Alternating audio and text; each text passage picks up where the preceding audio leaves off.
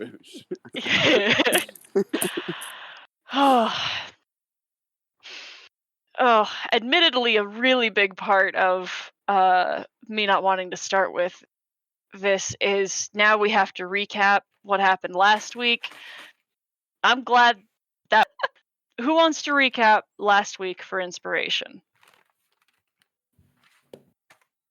All right. I lost all my inspiration anyway. Might as well get one back. Whew. Spirit. Oh yeah. We God, where did we start? We started off in Alderheart. Arriving in Alderheart. We immediately went and spoke to the council, who pointed out that there was supplies getting ready to be sent all over the place. There have been developments while we were gone. The Bandit Coalition, at least a portion of it, is working with the uh, Perch Guard under the premises of the Wildwood Brigade, um, sort of shoring up the numbers of the Perch Guard. When we spoke to the council, I believe they then sent us to the Avium where we were heading to before. The two Grove tenders that we had been traveling with, Havel and Trevor, uh, thanked us for getting us there. Brought us a feathered helm, I think it's called. Mhm. And then we set out for the Avium. We encountered a group of bandits that were attacking members of both the Perch Guard and the Wildwood Brigade, they had sort of, you know, you used to be cool type fight, and it was pretty brutal. A lot of people went down. Some of them didn't get back up, and then that was it. Yep. One additional bit of information that may be of particular interest to Cody. We did see Susan, Oh, right. right, in Alderheart, has a little shop there. Oh. Normal was left behind, though. Huh. Yeah, so Normal's holding down the fort in the old shed. Mockfields. Although even by Susan's estimation, was like, yeah, I don't know how well that's going to work. It's just a bug, but He's probably fine. yeah. Almost got his head on straight. Normal's really good at like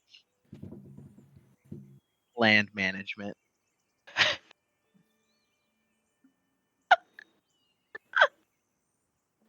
It was those classes at A&M that he took. Really helped out.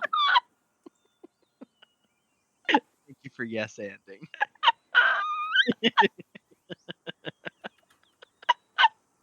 Oh, Bug go to school. yes, bug school. Oh, God. Okay. Oh. Buy a thread, everybody. So, there have been some Perch Guard soldiers that you have encountered on the road that were likewise in conflict with some of the straggling members of the coalition. At the time when you all fought with the commander known as Krell, who fell by your sword. As you are gathering together, I believe you all took a short rest, I think. Looks like it.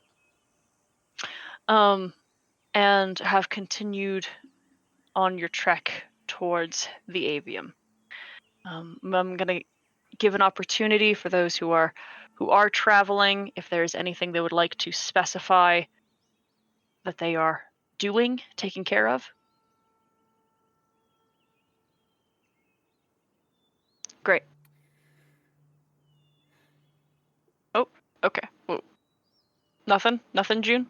No, I was just sort of curious of what we were doing with the body.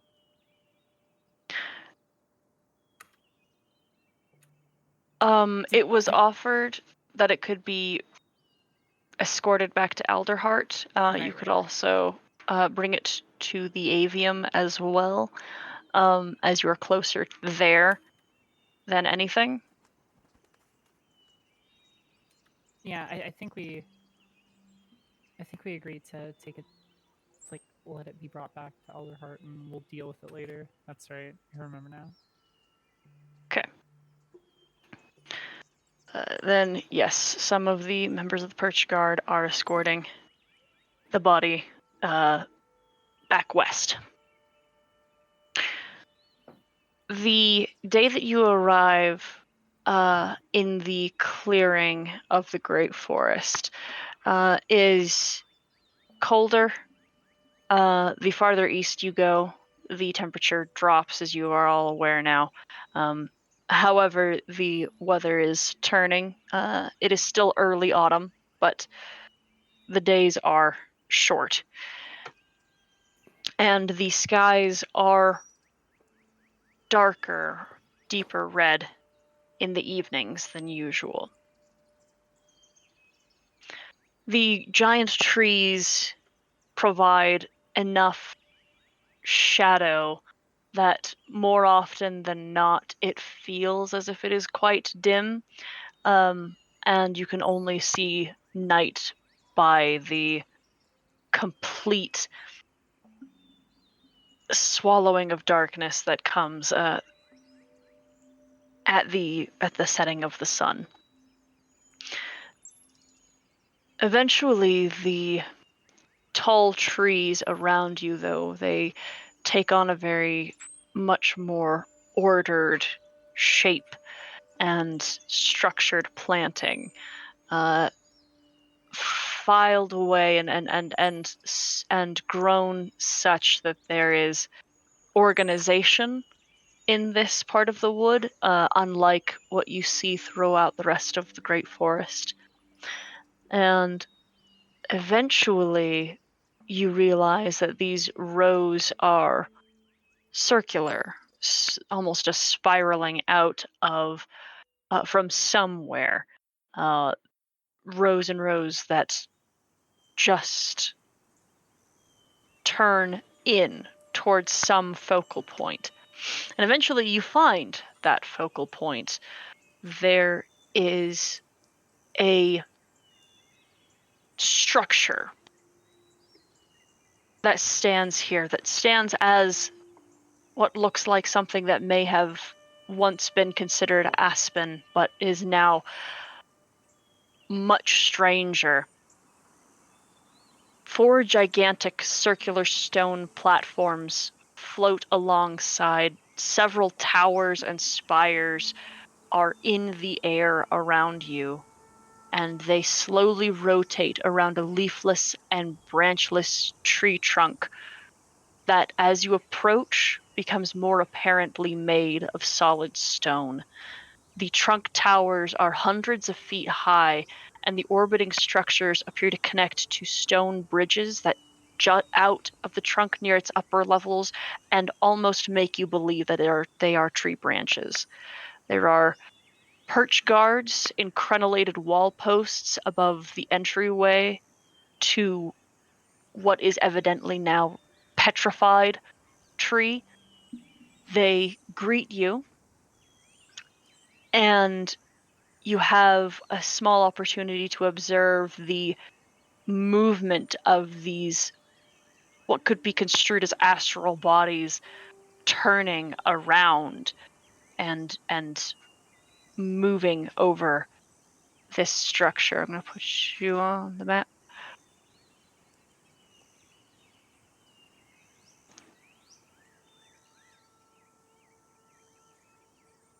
Everyone can see that, right? Yeah, that's cool looking. Great. Huh. Super weird. The terrariums. Upon your approach, one of the Perch Guard members sends a call out behind him, and then a great door near the foot of the tree trunk opens, and there stand two figures. One, a robed and bespectacled raptor, who immediately spreads her wings and flies down the steps to all of you, and the other, a vixen Vulpin. Ted, could you describe your character? Yes, Serena is a snow white Vulpin with a small bit of hair pulled back on top of her head. She is fairly short, even for a Vulpin.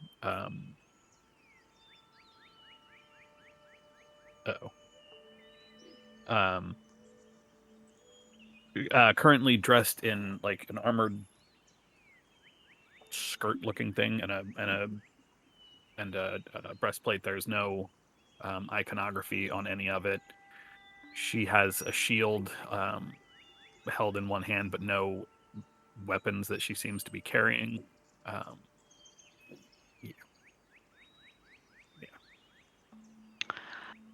Okay.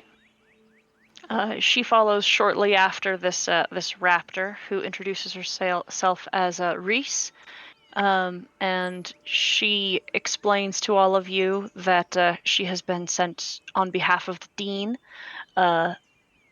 to escort you to him, and but before she takes you inside, she turns to Serena and says, "You mentioned you know these people after a fashion. Is that correct?" Well, I've read the letters, but I've only ever met Vendi.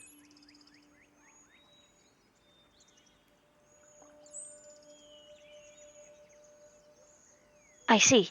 Um, well, everyone, this is Serena Pennyfeather. She's been with us for a few days now, and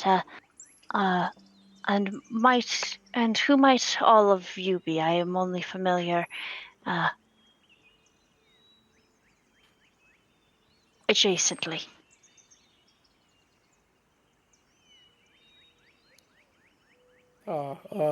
Name's Gladys.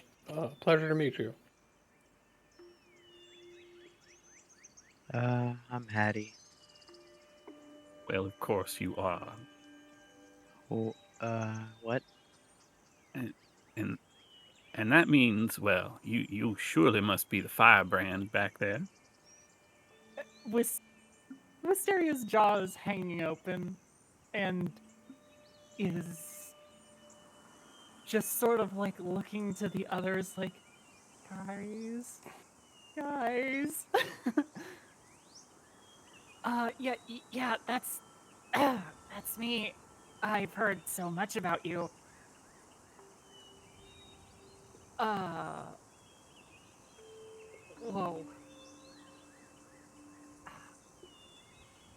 And Oh, this here's Lady Cluck. very, very pleased to meet you all. I'm sorry we had to meet under these circumstances. I knew I had to be here waiting for you. I've already sent a letter over to Alderheart. The temple there will take care of Roderick until I'm ready. Until I'm ready for it.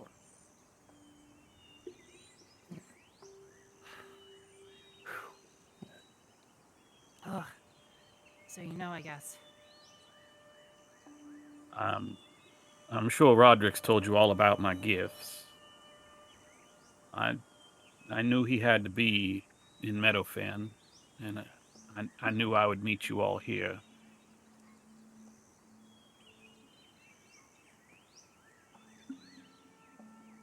Well,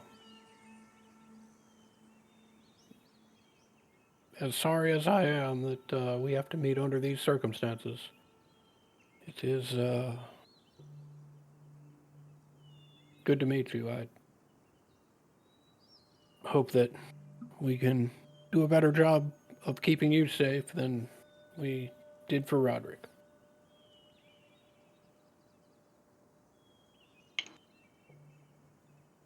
Oh, no. Now don't y'all blame yourselves for that. That's when the gods and the spirits decide on something, there's nothing we can do. There's nothing we can do. I'm glad you were all there for him.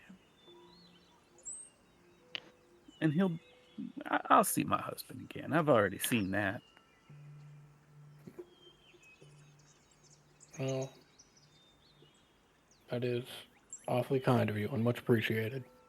And you are certainly right that when the gods put their mind to something, there's little that can stop it. And to that end, we should speak with Dean Winsworth and see if we can't find out if there's anything that can stop this abomination in the scorched fields.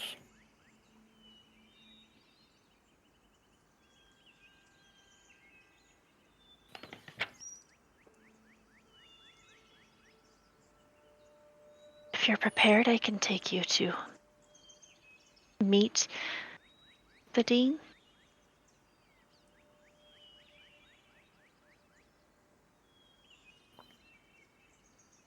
Yeah, we've had a rather eventful trip. It would be good to start getting some answers. Understood.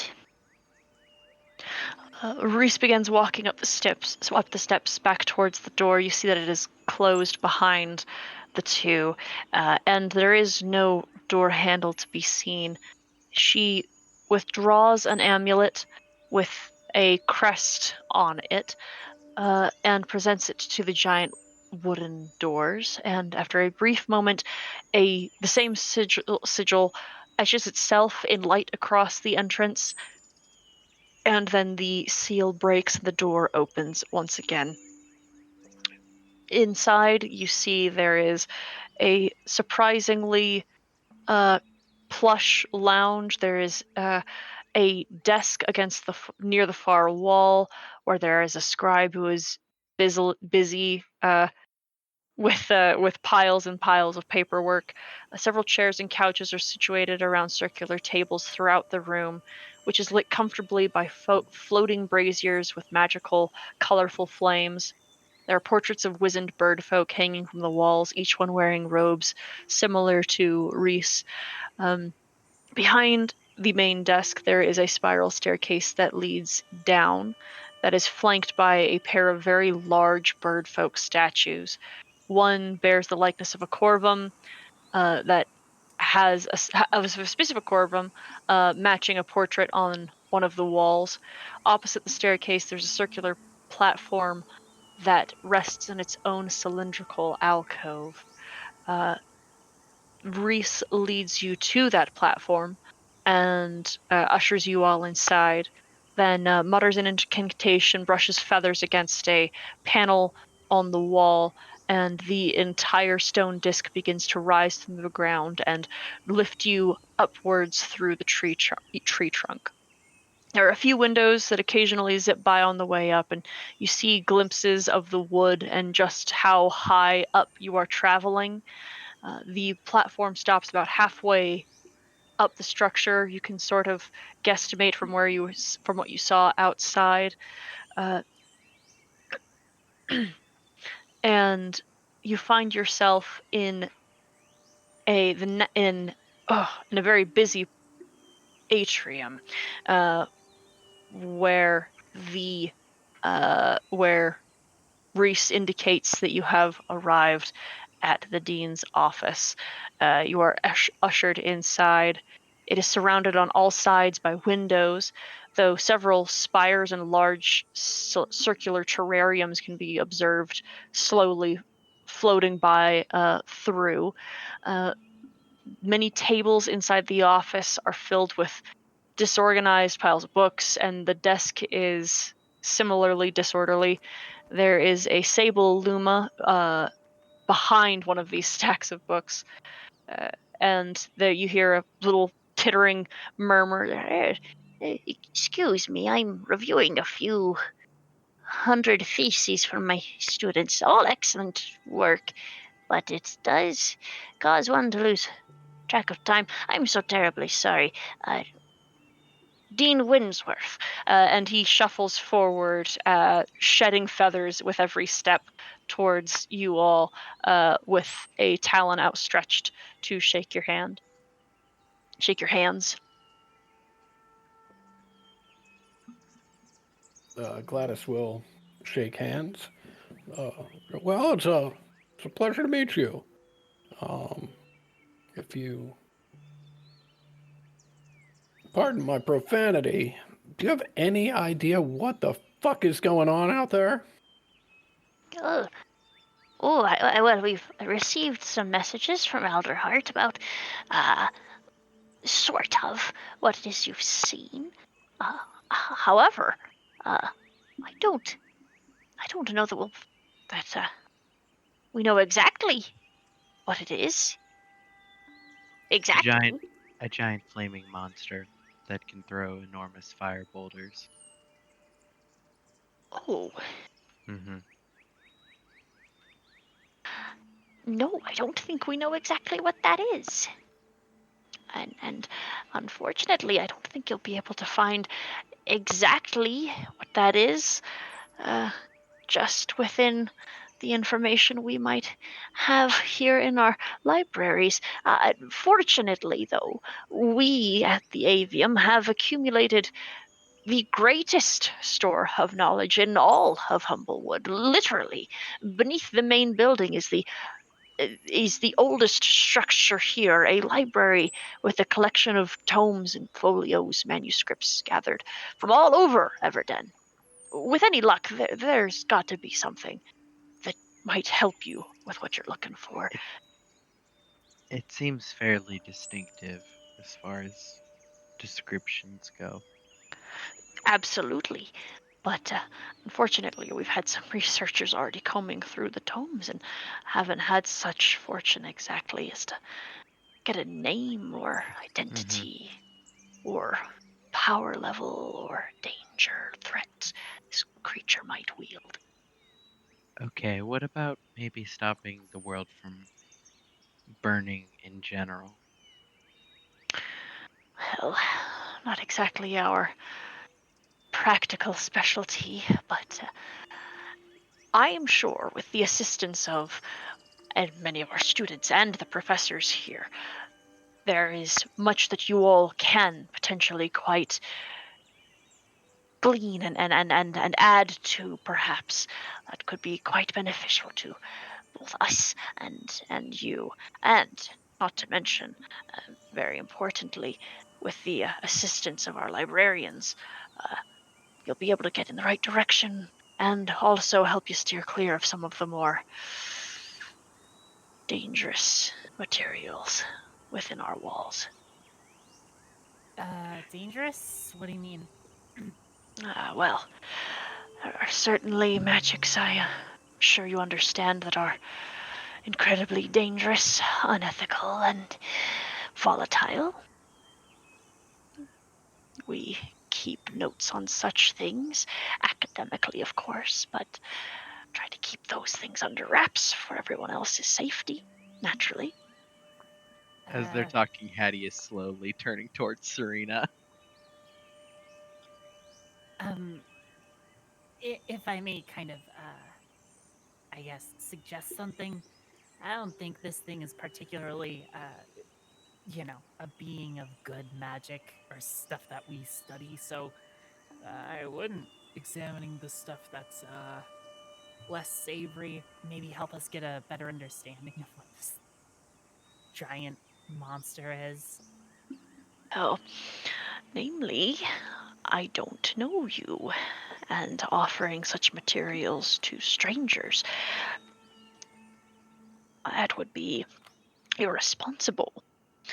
Not to mention, I hardly acknowledge the value nor safety of keeping such materials within access to even the most prestigious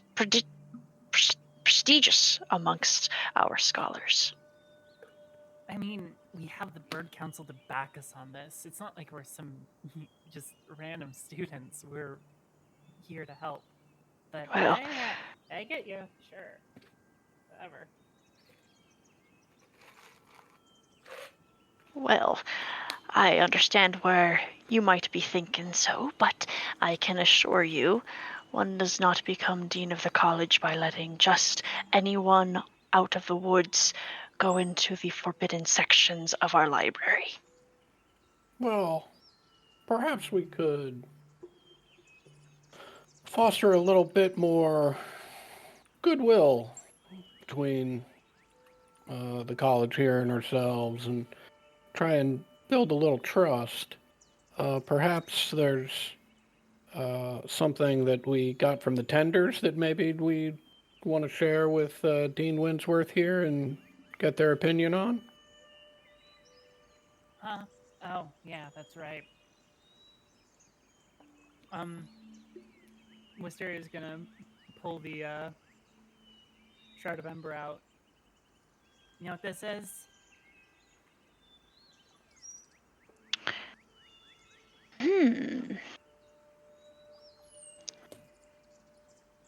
I am somewhat familiar. Do you know who I made it? made it. I do not. All that I know is that this is a delicate piece of arcana, very vulnerable and very dangerous in the wrong hands.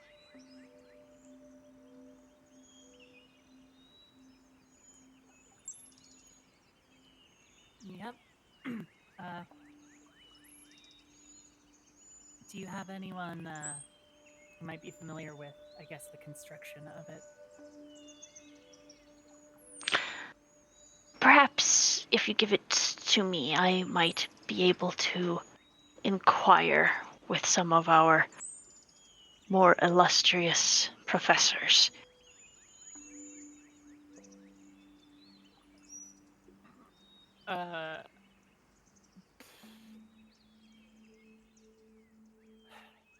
I'm gonna narrow my eyes at him and very, very, very begrudgingly hand it over and say, I am getting that back, though. Naturally. He looks very severe. Do we need to barter then? We can do bartering. I don't think so. Hmm. I'm offering you the services of the library. And he goes to his desk, opens a drawer, and pulls out 3 amulets and hands them to you. I should be rendering you services, and you likewise are hoping to assist the forest. All of Humblewood, yes? Mm-hmm. Do not believe, then that would be necessary.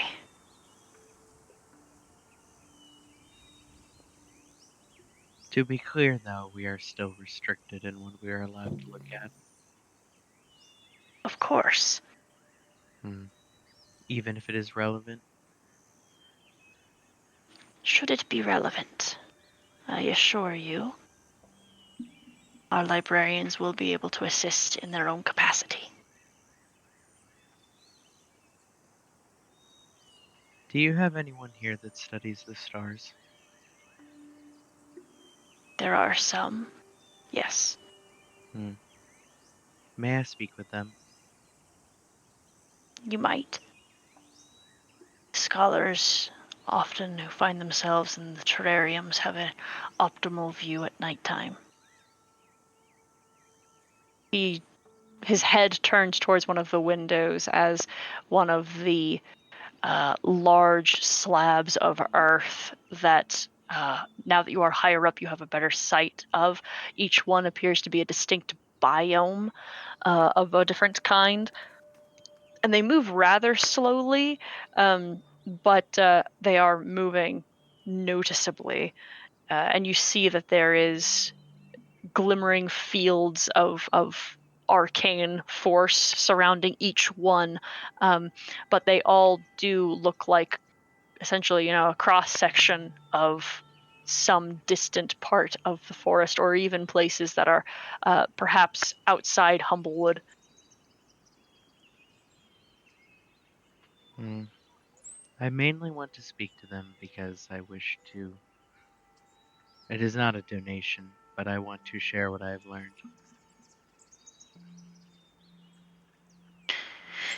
Well, that would be valuable to us here. Is there like a table in this room? Yeah. Yeah, Hattie takes out the star map and like basically just unrolls it on top of a table. By the feathers. What in heaven's name is this? He seems fascinated. Oh, this is a star map. Yes, I see. Mm-hmm. I followed them and learned their names. This is valuable, an Mhm. asset to the academy for sure. So, I could donate this, or we could barter.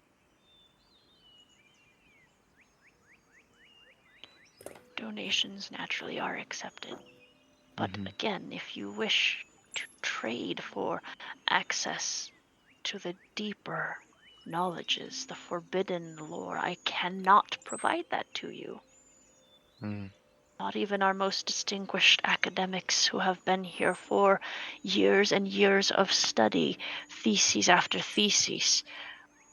They are not granted all access. Even our librarians have selected sections by which they are able to enter into.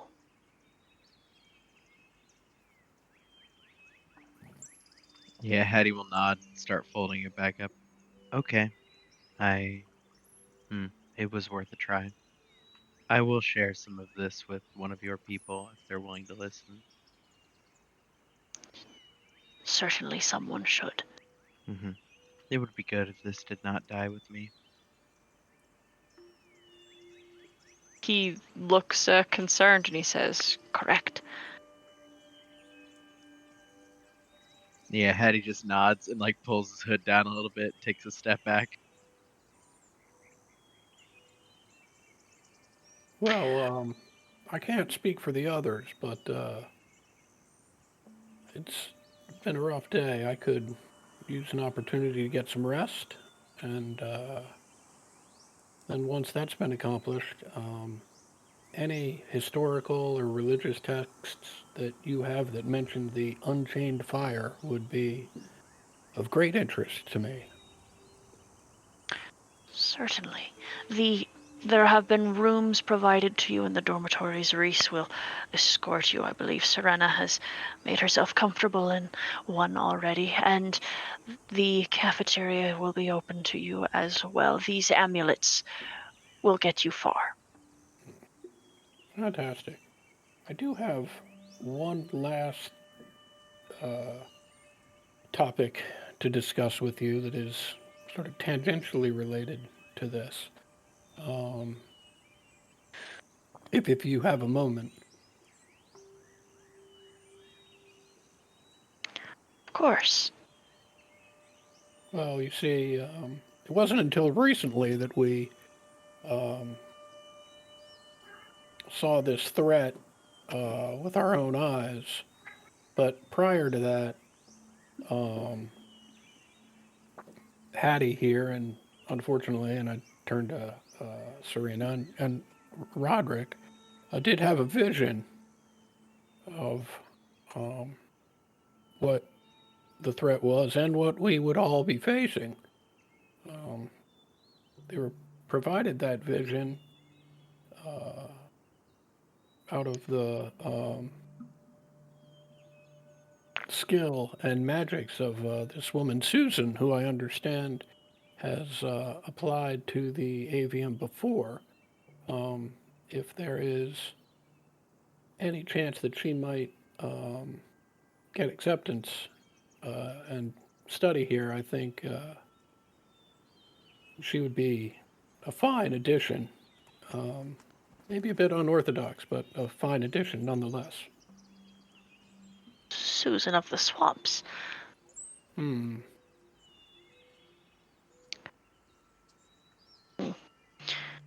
Yes, we've reviewed her portfolio and her references before. No doubt unusual. At least, she dabbles in the sorts of magics that have been determined by the Academy to be forbidden. Well, that may be the case, but certainly, forbidden or no, someone with knowledge of them would help to make sure that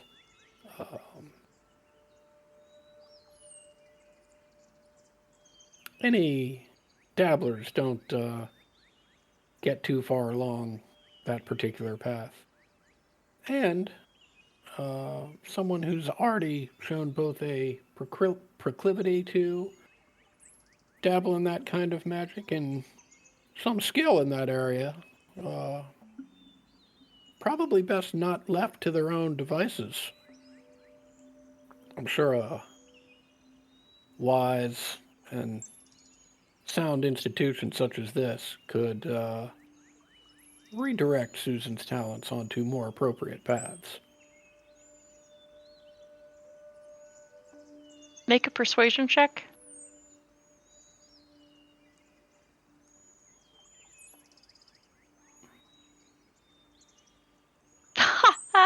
Damn.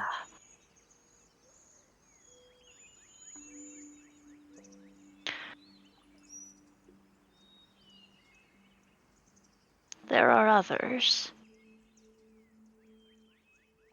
who research in forbidden magics that we have likewise dubbed such serious threats as to maintain their status at the avium.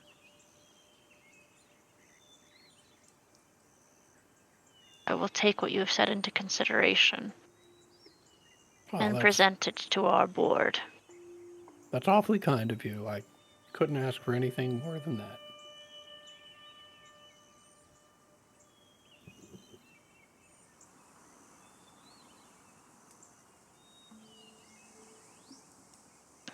Might there be anything else that you all might request, or that I might be able to provide to you?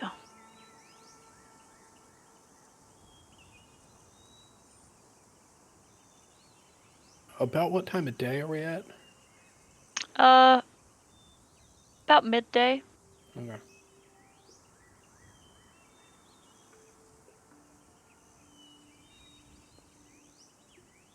Just let me know when or where I should go to share my map. You are free to wander wherever these amulets may allow you passage. You may attend classes here if you would like, and research, study. There is more to do here outside the breadth of research that you have come for. I am sure many of our scholars, those inclined towards the religious and those inclined towards the arcane, have much that they might be able to provide to each of you during your stay here. We understand that you are under some time-sensitive constraint, but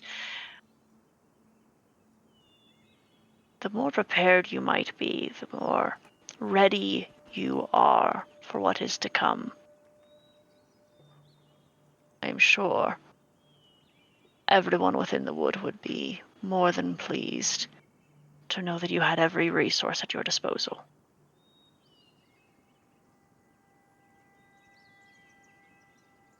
Mechanically, there's a lot you guys can do here. Let me just find the thing. None of you are wizards, but any wizard can find a spell scroll to transcribe anything of their appropriate level. Any bard, ranger, sorcerer, or warlock can swap one spell you have learned previously for another of the same level, functionally doubling your ability to use spell versatility for every day that you're here in study. And any character that is proficient with herbalism or alchemy kits can avail themselves of the campus potions laboratory, which stock regions needed for potion making of all kinds. Creating a potion can be done for normal cost, and only takes 1 day of brewing instead of normal crafting time.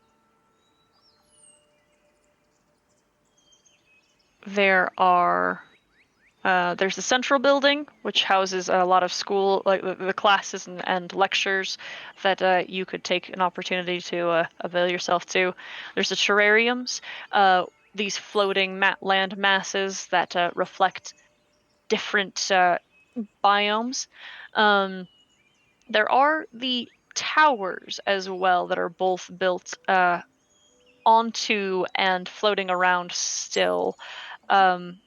The oldest structures orbiting the tree. Some house libraries and small classrooms, mostly for the most advanced students in very specific fields of magic. This is also where some laboratories take place. And then there is the library, which is in the center trunk, not far from where you all are. And then clear... no, actually, no, sorry. That's where the dormitories are, very nearby. And then clear underground, as was indicated to you, is the lower library, which has the greatest access to the collections within the avium.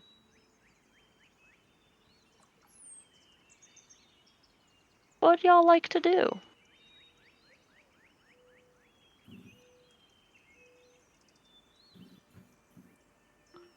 I guess I'll go first. It'll be relatively quick because I'm not doing much mechanically, but gonna find wherever the star nerds are and give to them a little bit of what Hattie thinks they don't know.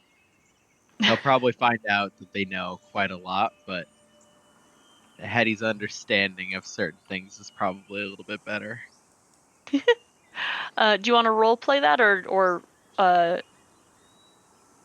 Nah, I think it's fine to montage that. Okay. I feel like it's amusing to like montage to watch Hattie unroll it and to watch like this like pack of like stodgy academics looking down their nose at him and then all one by one like opening their like mouths and staring down at it. Like, what is this? And of course, like, a lot of your marks are accurate, but you know, your own constellations, clearly there is there's some confusion. Mm-hmm. There is a Vulpin who takes particular interest, notably what would appear to be a what's the word, a cleric of some kind in darker robes, who seems particularly interested in what you are showing, but offers very little in the way of like furthering your understanding, just fascination in what you have developed. Yeah. Hattie's main objective here is, like he said, some of this, there is parts of this that can die with Hattie. But there are other parts that maybe they don't know that it would be good that other people would know. Mm-hmm. Hattie hadn't really considered death too much until people just keep dying. Hattie assumes that he could be next, which is fine. It'd just be good to maybe not maybe he could better the world somehow since nobody else is trying. And then, I think after that I would spend my time trying to...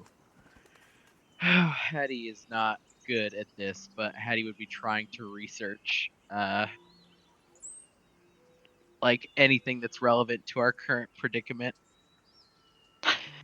Probably, realistically, spending most of his time, being nocturnal and finding one of the domes where he can, sneak in and watch the sky.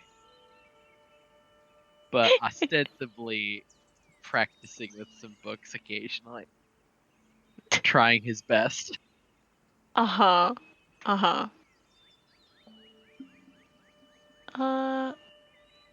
Okay. We'll get to that in a minute. What's everyone else thinking they're going to be doing?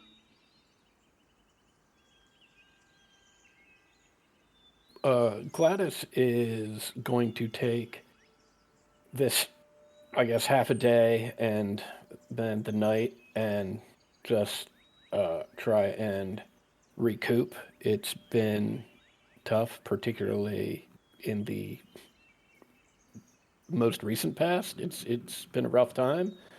So she's gonna grab some food. She's probably gonna ask Serena if any of these biomes resemble Salter's Port at all. And if one does, Gladys will probably kick it there for the afternoon, just sort of strolling around, thinking about Roderick. And then we'll call it an early night and get to researching bright and early tomorrow morning. Okay. There is such a, it's not exactly alike, but Salter's Port is kind of known for a very craggy and relatively terrible coastline, and there is a coastal biome. It is more pleasant than Salter's Port. It doesn't have the same grit, but it's about as close as you're going to get. Yeah, that's perfect.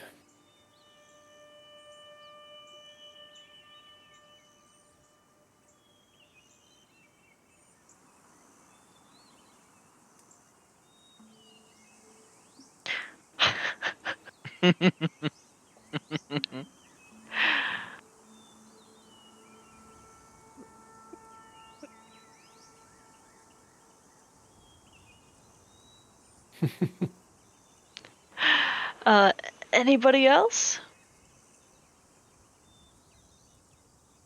I have no idea what she would do here, so I guess just help research at best. Although I'm not super great for that. Yeah, I'm a barbarian in the library. Barbarian in the library. I feel like it's or in the college. Like that. A couple treatises on childcare. do I get anything fun if I'm proficient with brewer supplies? Huh. That's a thinker. God, I want the answer to be yes, but I cannot think of what it could possibly be. I mean, you can become very popular amongst the college kids if that's what you're looking for. Where's Fraternity Row at the Avium? Yeah. Actually, I don't know if you'll allow it, but I would like to make alcohol for people. What a weird, who would have thought that, Mrs. Doubtfire would mix so well with Animal House? Crossover we all didn't know we wanted. Yeah, Doug, I'll let you do that. Sweet, living out my party, my college party fantasy right now. Like getting crunk with No. all the fucking students.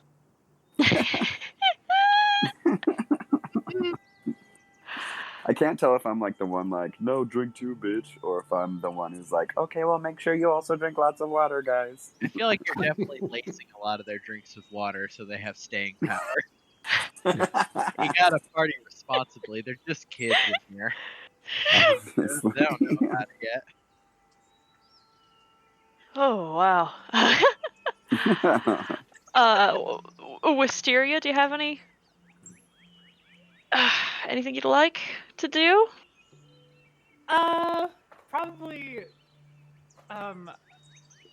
maybe switch out a spell. I'm just looking, so put me down for maybe on that one, but probably, Okay. probably just go and I'm throw gonna myself into some research. Okay, this is going to take days, y'all. Yeah. Mm-hmm. Yeah. Okay. There's time for thinking. Okay, so I mean, first day, definitely just gonna go ahead and go all in on, I guess, the history of everything, and then if I find anything interesting in the history, I will look at something more arcane focused, like what the origins of that are. Okay. And I'll probably, if Serena's not doing anything, ask for like to accompany her if she wants to help, or just like at some point, like get her whole angle on things, because she has heard some real nice things about how really good at magic she is. So might as well learn what that whole deal's about now that we're here. Well, what do you mean exactly? I mean, I have Roderick's letter, and she pulls out a very crumpled piece of paper. What do you mean? Oh, Well, go ahead. Roderick said that you speak to fire the way that he and I would speak to the spirits. That's all. Really? That's... I don't think I've ever said this, but that's really sweet. I mean, he was. It was shortly after he met you the first time, so I imagine you all weren't entirely close, but he did tell me you were a baker, though. Oh, yeah, I do pastries and drinks and all that. Maybe when the world's not burning down, I might, I don't know, own a cafe or something. Again, when the world isn't burning. Well, Roderick and I, we own a little place in Saltus Port, so you're always welcome there. I don't do pastry so much as I do pies, but Yeah, that was also made it onto the list of things that I was gonna do after. Yeah, we put out the fire. So.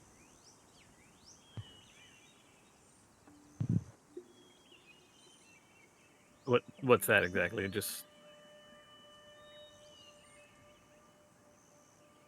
this thing. No, but he's pretty. Coming over the restaurant. Again, you guys, yeah, he's a real good cook.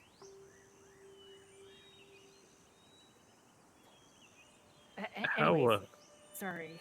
No, go ahead. I mean, so I was just curious about, I don't know, your whole specialty. Roderick said you were brilliant, and I don't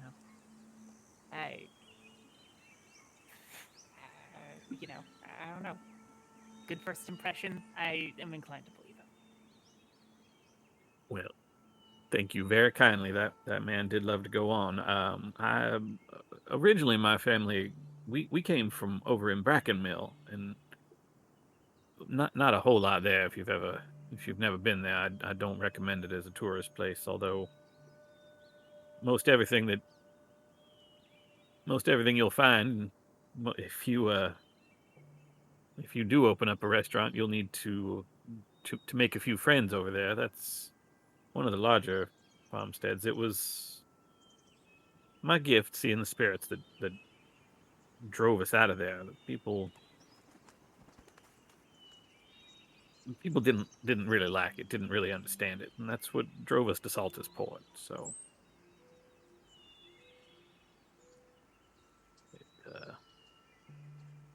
I do know things, I do see things, but I'm also,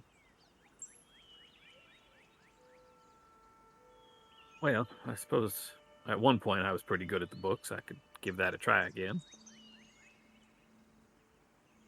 Yeah, I mean, if you wouldn't mind helping me, that would be Mhm.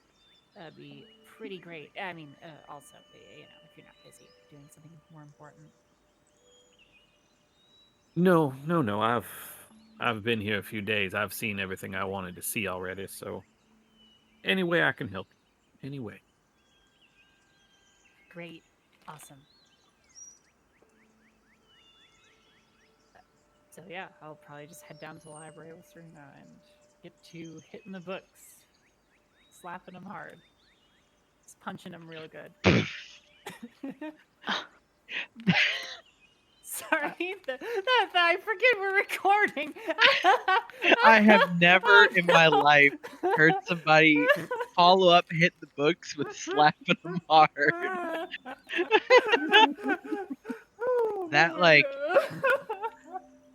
that flabbergasted me. That's impressive. I'm sorry, guys. I don't know what got into me. It's very good. He was just so quiet. I had to say something else. Colloquialisms. Like we all know, like slapping those books.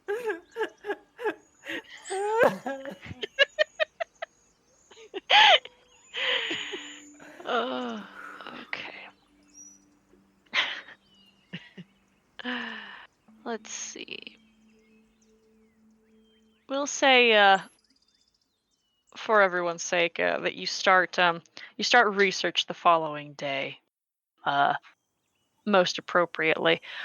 Now, I just want to see, because you have a new party member and all, like, is there anything else that needs to be said or done, like over dinner, or anything between you all?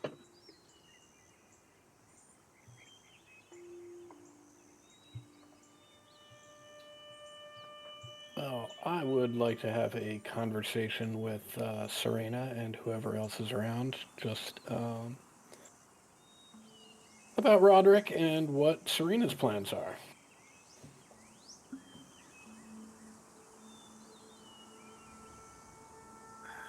Well, I know from his letter that Roderick was working on something very important, and I knew that. Well, I knew that he would not be there to finish it, and so I've come here to, if you'll have me, to help you all finish what was started before I can go back and see to him. I'm more than happy to count you among us, and we can certainly use all the help we can get. I mean, you're sure you'd rather come with us than head back to Salter's Port? Oh yes, there's nothing really there for me right now. Well, be forewarned, we've had a pretty high turnover rate. Roderick mentioned someone named Sira in his letters. I am sorry. I know that's an awful lot of loss that has followed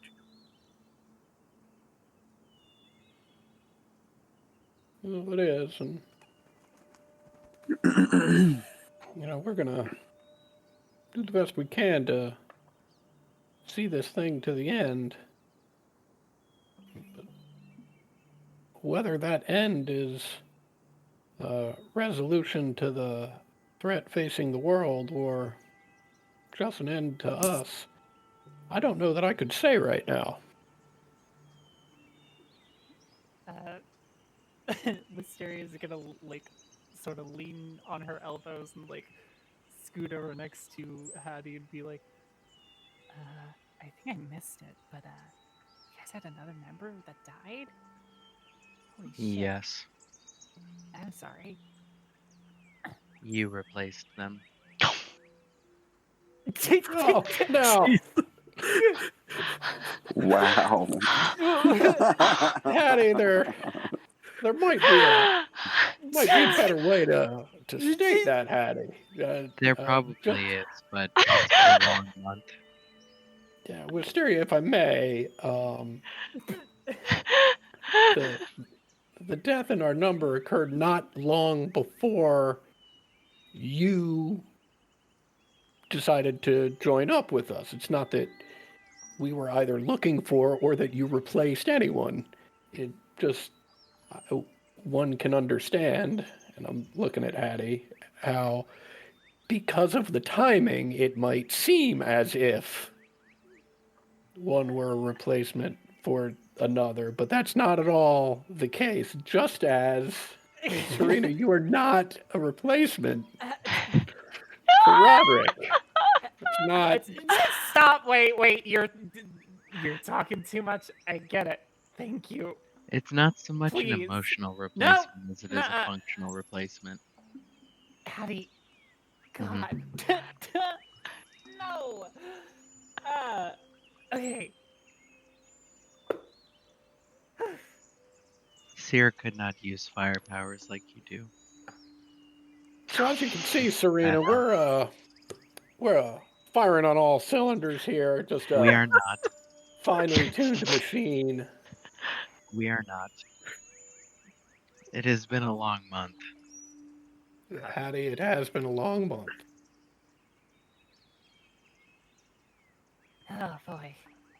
Hattie, have you had an opportunity to check out some of the biomes up towards the top of this structure? I imagine you could probably get a pretty good view of the stars at night. It is on my list. I may have to sneak in.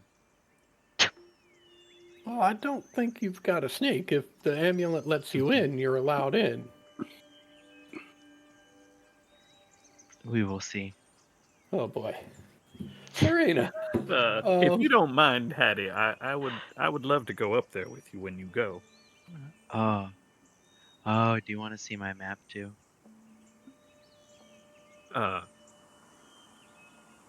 Sure. I was mostly just. Well, yes. Why don't you go ahead and show me? Yes. I showed Roderick a couple times, but he didn't really understand. But he was very nice and pretended to be interested. Hattie nods and kind of smiles a little.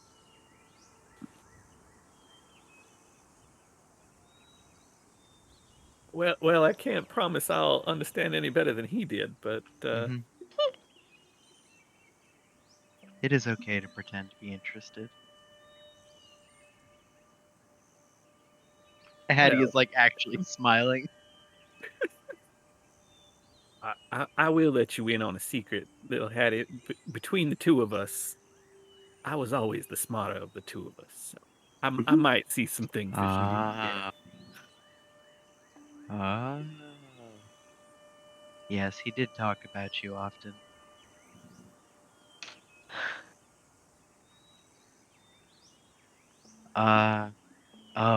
What do you do?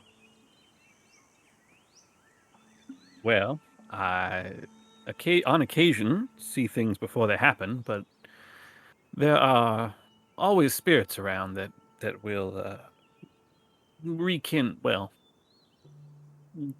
kindle the fires of life, if you understand what I mean. Kind of, but not really. Well, You will keep some of us from dying. I will try very hard. Hmm. I will be honest. I have not seen anything past here yet. It's been very spotty, especially the last few days. I will do everything in my power. Have you fought before? Bandits occasionally. Saltersport gets a few ruffians in on the ships, but I can hold my own. Roderick was probably better than I am, but Some experience is good, just to make sure. Our path has been, bloody.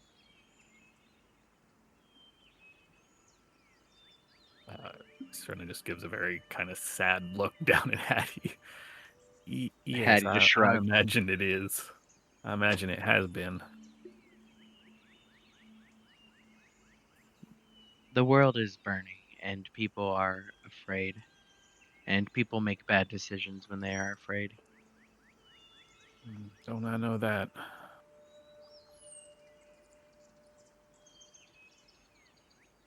But yes, I will let you know when I'm going to go look at the stars. Probably tonight. How late are you able to stay up?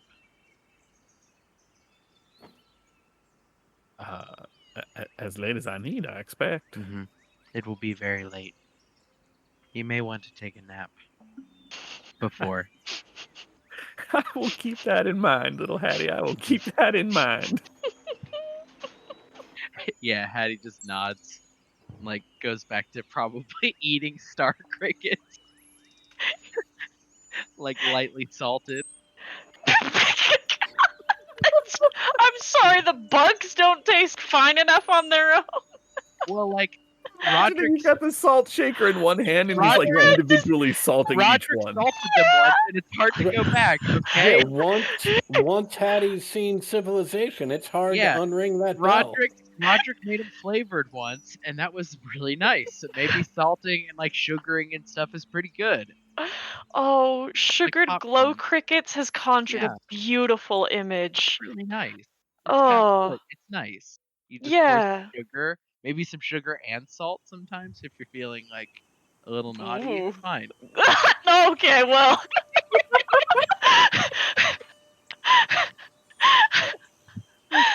Should we be bad? Put salt and sugar on one treat. I'm so angry. Salt and sugar, salted caramel. Come on now. No. Like, it's correct. It's the if you're feeling naughty about it, that really. I could have said something. We're still talking about crickets. We are still talking about. Yeah, we are. Yes, I didn't say we weren't. No, I'm just talking about crickets with the phrase "if you're feeling naughty" is just. Yeah. Yes, exactly. Oh.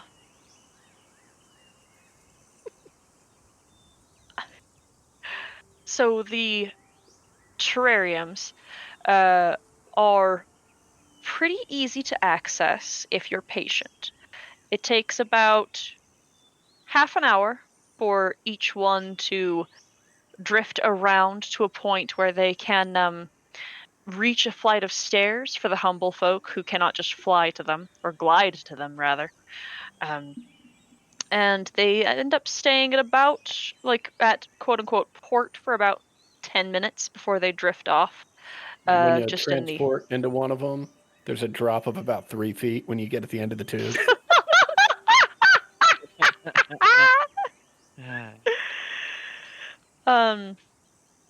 Each one, the climate is different. The air is a little bit different, but the clear domes make it very, it makes so you can still see the outside quite well. But you can't just, for the bird folk, just fly into one of them. You can only land on the dock, on the port, and then walk in without difficulty. Hattie, is there anything you're seeking to actually do here?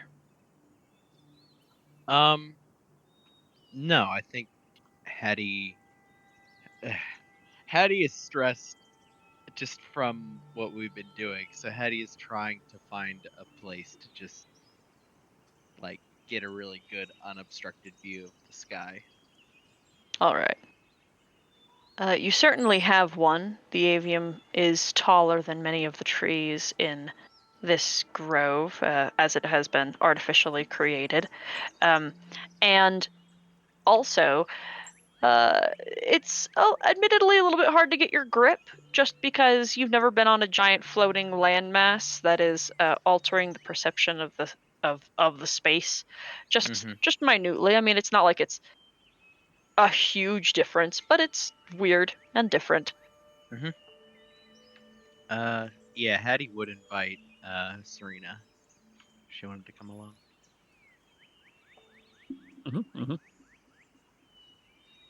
Yeah, I don't know which biome we pick, but like probably not the tree one. Probably something that's like fairly flat and level, or if there are trees, something with like, treetop like places to sit.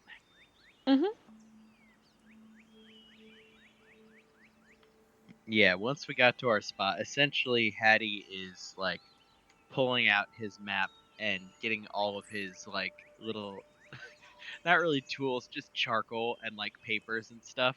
His And junk. getting ready to like take notes. He like quickly constructs some kind of little like doodad out of like what looks like 2 sticks and some like twine wrapping them together, and is using it to like try to make perfect circles. Like test to make sure it works, and then like nods and sets it to the side.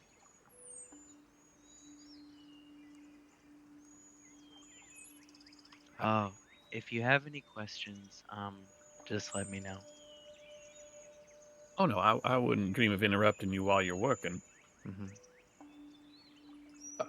And Serena will sit quietly while Hattie does whatever he's doing.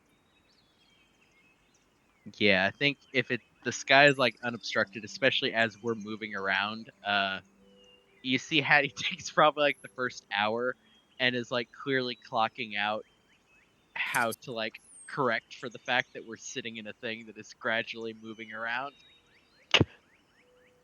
Because it's kind of throwing him off that his like position of the sky is changing slightly.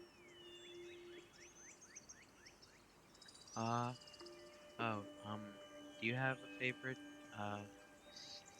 constellation or star? Well, I'm supposed to be partial to Kryn, but listening to Roderick speak about the gifts of Gesme has always been, it's always made me pretty partial to Gesme's beak. It's just.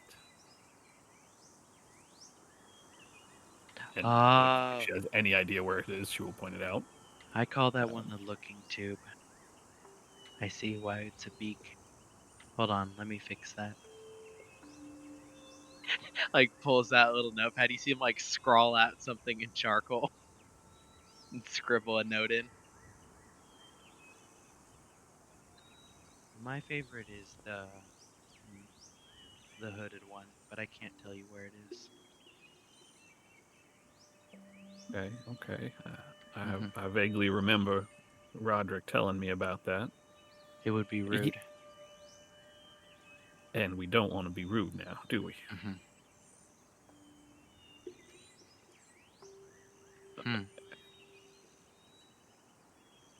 Had it not now, but sometime when you're ready and it's easier for you to talk about, I would love to know what it was that you and Roderick saw.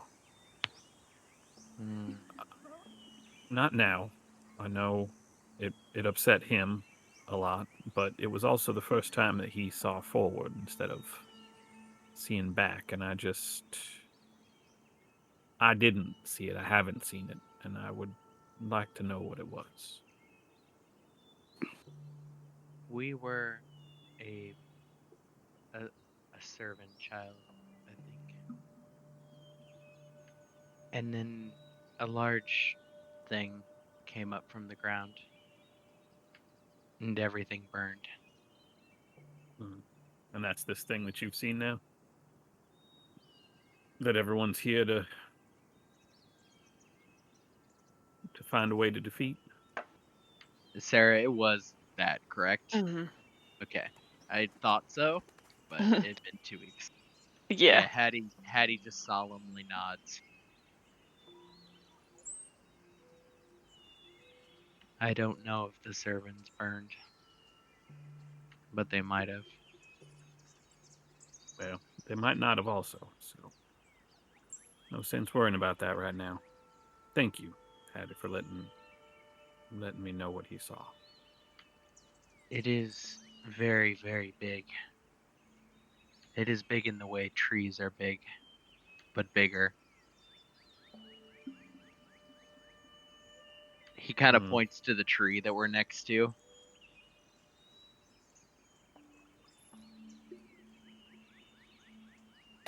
Well,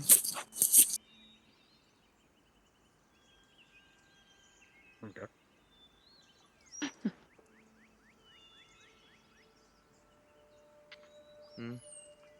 Do you worship Well, a god as well? Or a goddess?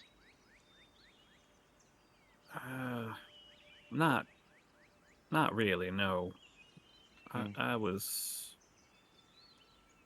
because of the things that I see. I tend to focus more on the here and now and what's around us instead of worrying about the gods. They'll get theirs whenever, and there's not a whole lot we can do about that. So Yeah, at this point, Hattie kind of pushes his hood back so he can look at the sky better, and glances over and nods in approval and says, "Oh, you would make a good follower of my god too." thank you. I think. Mm-hmm.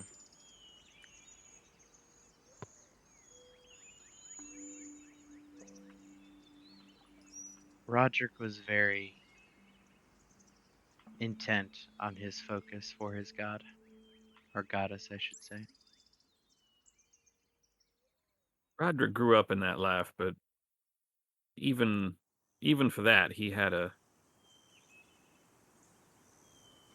fairly single-minded devotion to the idea of things bigger than us bringing us all together. It was very sweet. Mm-hmm. He spoke of you very often. So I've heard.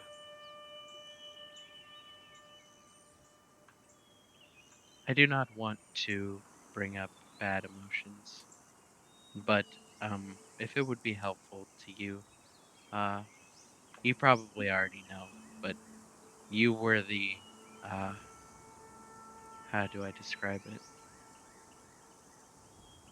The, well, when you try to find, the beak, right, you have to find the, landmarks in the sky that, show you how to get there so you can find the first one and start, and then trace it. You were that for him.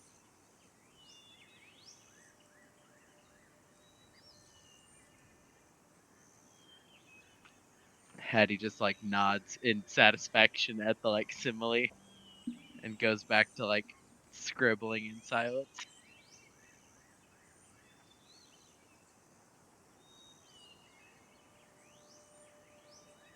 Serena just smiles and nods and watches Hattie work.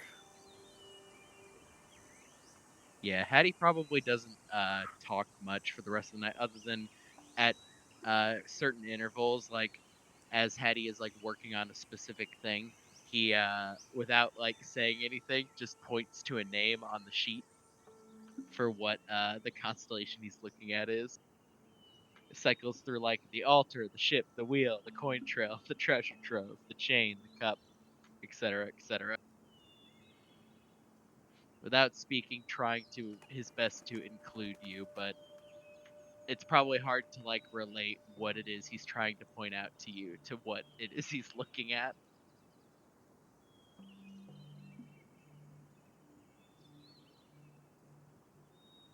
But yeah, I think probably to like 4 or 5-ish in the morning, when like the first of light on the horizon starts to obscure the stars. It's probably when Hattie would suggest that we go back to our quarters. Corinne probably has to be woken up, but Yeah, then goes down.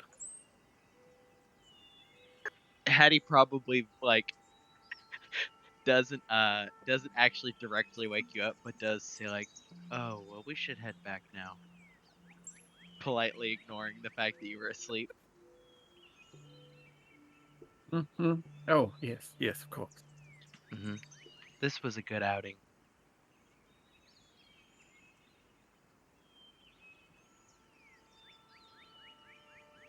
All right.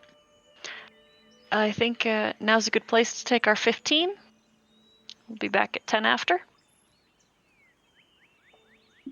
Right. Yeah. Cool. When we come back, can Gladys perform her one Corvum ballet about the life and times of Roderick Pennington? Oh. Oh man. Oh. Oh man. On the hurdy-gurdy. We're at a. Oh no. We got a hard pill to swallow here, folks.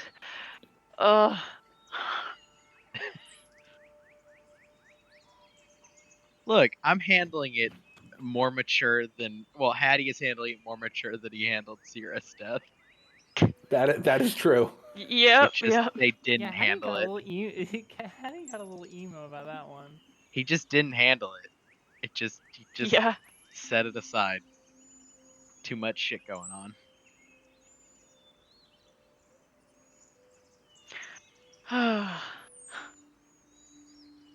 It's fine.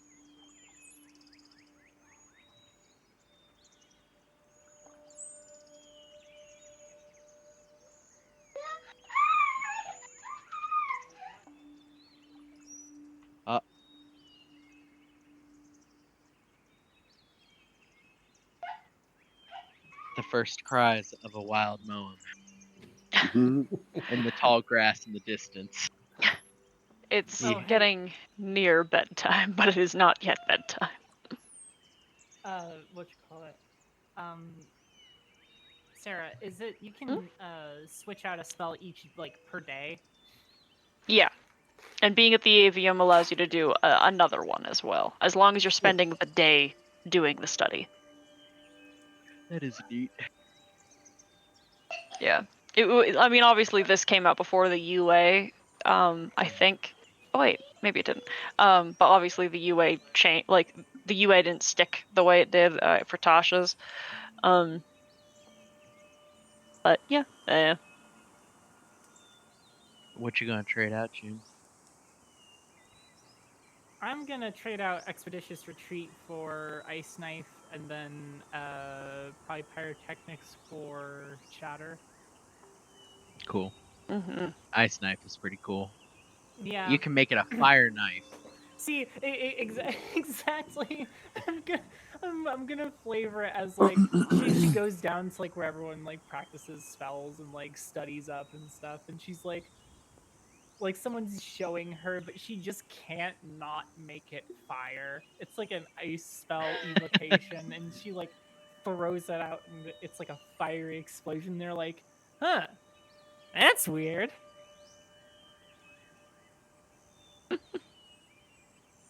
That's not supposed to happen.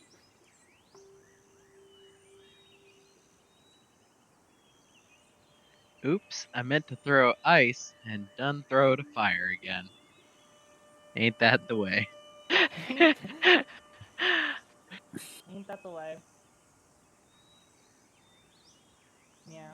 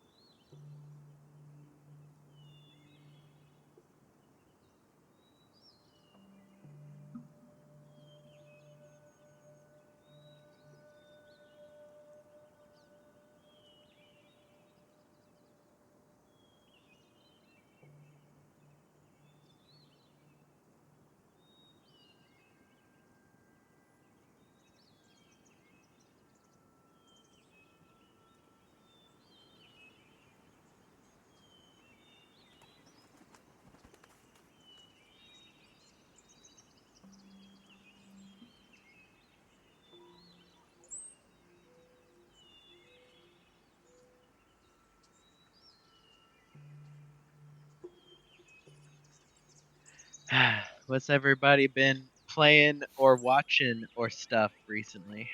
Jupiter's Legacy. Breaking Bad for the Hmm. first time. Oh, what Oh. season are you on? I am now on season 4, like in the middle of it. I know, I worked Oh, through it real quick. yeah. Things have gotten fucking bonkers. Yeah, this is the pace. I started watching it again with Jess, like as quarantine first kicked in, so we just shotgun that shit.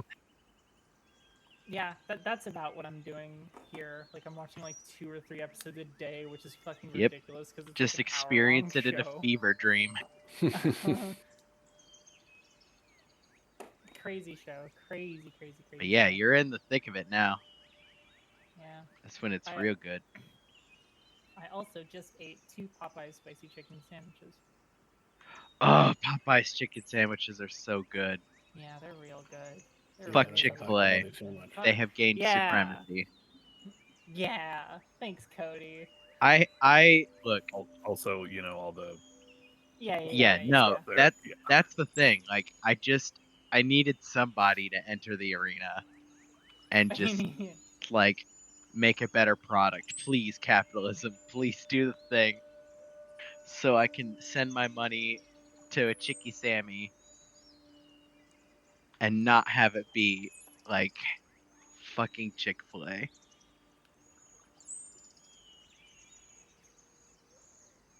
Although, like the Popeyes one, I think I'm getting old because the Popeyes one just fucks me up. I love it very much, but it does not love me back. It's like the first food item of my adulthood where I ate it and it like fucked me up a little bit. I was like, oh, okay, well, I guess this is it.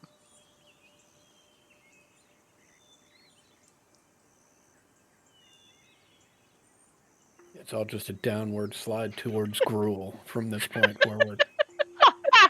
Towards flavorless flop. Oh Mhm. no.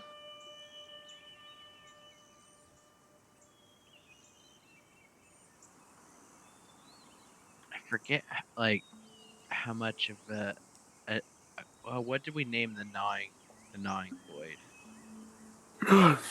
Oh, in me? Yeah, that dwells within you. Gosh. It was a No, good I name should know. too. It was a very good name. It was a good bit. It was just such a don't good remember. bit. I don't remember it.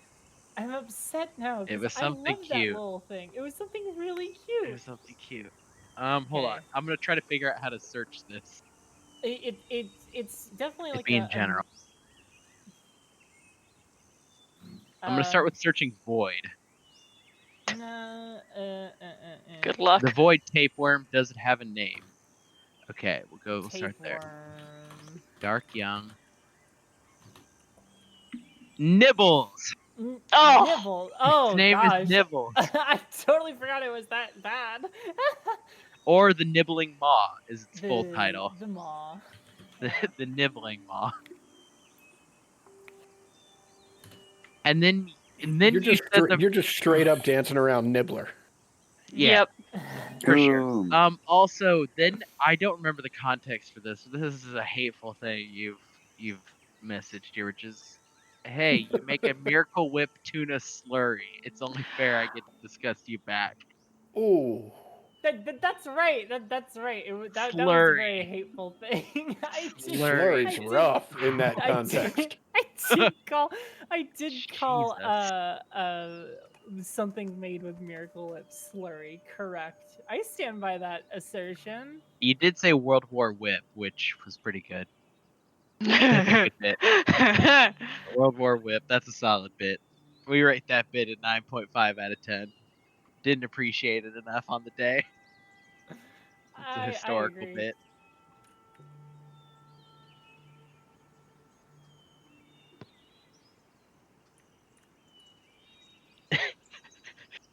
Nibbles as an Eldritch Passenger gives me strong Miskatonic vibes. The visual novel / game / thing sure does.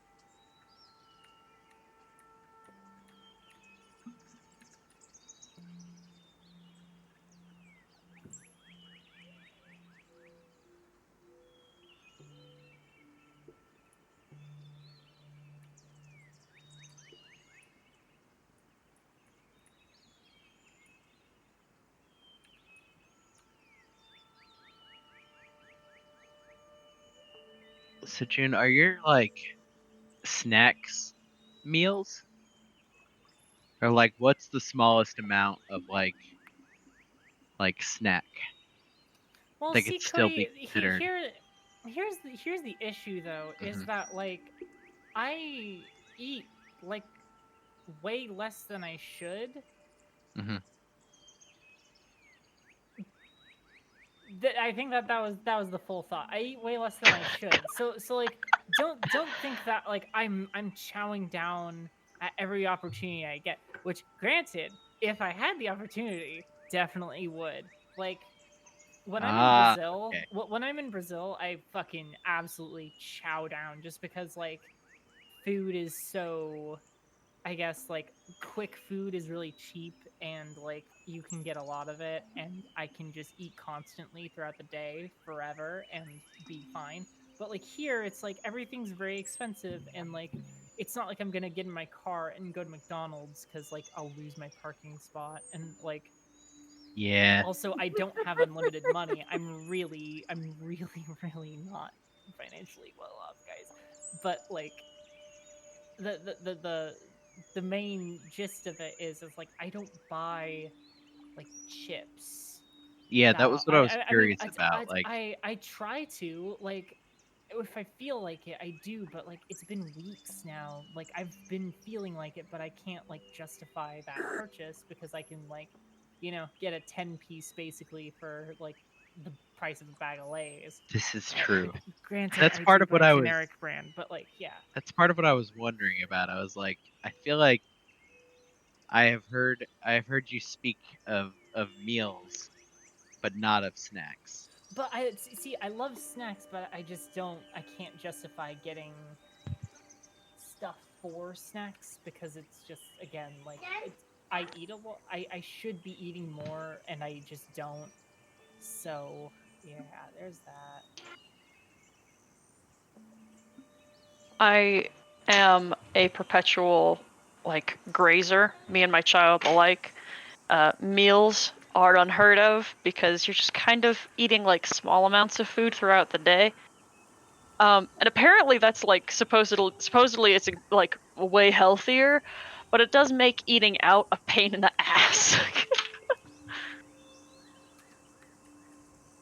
Meals to are be. our invention of the corporate overlords. I Thank agree. you, Adam. I used to be a grazer, and then I moved in with Jess, and then she makes me eat responsibly like a human being. And now I can't just eat one meal a day with some grazing. Dude, Yeah, Cody, Cody, come here. Join me in the pit of like low level eating throughout the day. I can't now. I can't because then she's like, you need to eat for nutrients. You don't not eat for nutrients. But like, I would just eat dinner. Yeah. Yeah, that's fine. Yeah, like oh, the Roomba will take care of that, don't worry about it. Like a cup of yogurt, and then like an hour later, like some crackers. An hour later, a little handful of fruit. I also Yeah. can't eat lunch or I get sleepy at work. That so I have to checks. not. That checks. Yeah, that right there is why breakfast is considered the most important meal of the day, because your corporate overlords want you to eat a big ass fucking meal when you're on your own time and not their time. That checks out. Right? Oh, And I've got the. And then you show up and there's only one meal on their time. It's lunch. You're supposed to get a half hour for it. It's supposed to be nothing, so you don't get sleepy and you go right back to work. And then you want another big meal, you can have that on your own time again. It's called dinner. Get the fuck out of here. Start, I've actually got the real numbers on that one. You. Adam, you're very, very close to the actual truth. The only difference is breakfast was named the most important meal of the day by Big Meat, which is not the thing I should be saying. Big Meat. But my favorite.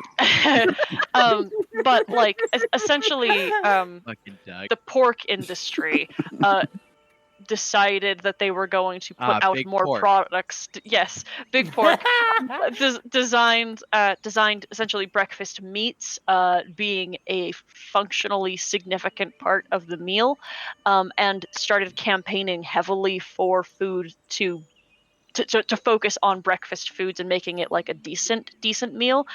Big meals at breakfast time, then small meals at lunch, and then another big meal at dinner, because those are where you're going to be seeing more of the heartier, bigger foods that like are really money generating.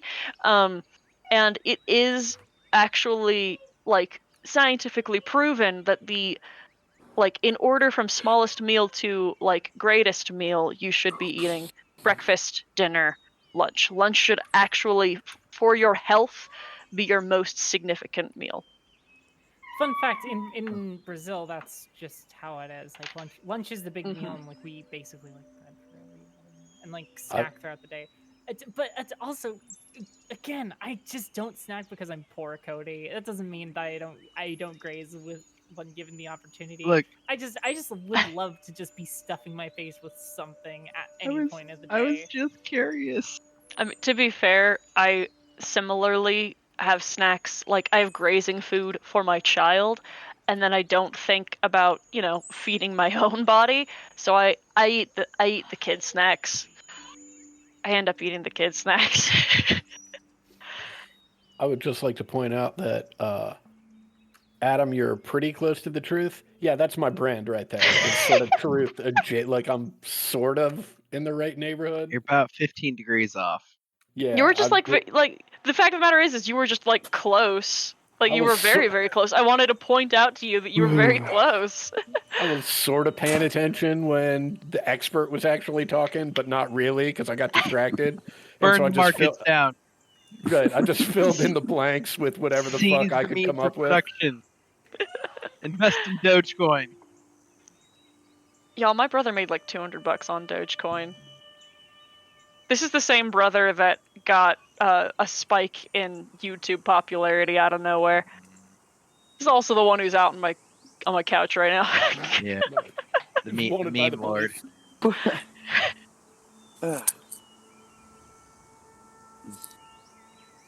Crypto is a thing I don't understand. And at this point, You're it's not too supposed late. to. It's Yeah. too late for me to understand. Yeah. We're Guys, too how old bad- now. How bad do I want Taco Bell? Well, I don't know how to answer this question for you, Doug. Considering you lost Doug, your you wallet, lost- honestly, probably not. Like the thing is you want Taco Bell to make yourself feel better, but should you get Taco Bell, you lost your wallet, buddy. Counterpoint. No, Adam. Uh-huh. No, let's hear him out. Yeah. Taco Bell might have your wallet. Or Baja Blast will fill you with wisdom, and you will know. Oh the my way. god, actually. Adam and I are two sides. Like we're the angel and the devil on the Inside shoulder, of us but are two instead wolves. it's actually like the super ego. I actually, as I was walking back, there was like this little hole in the ground, and there was like a Jack in the Box bag, and I was like, "Oh my god, what if I went to Jack in the Box and lost it there?" And then I was like, "I wouldn't have fucking gone to Jack in the Box." I mean, Right. like not that I don't love me some Jack in the Box, but I would have had that shit brought to me. Thank you. my like Bougie.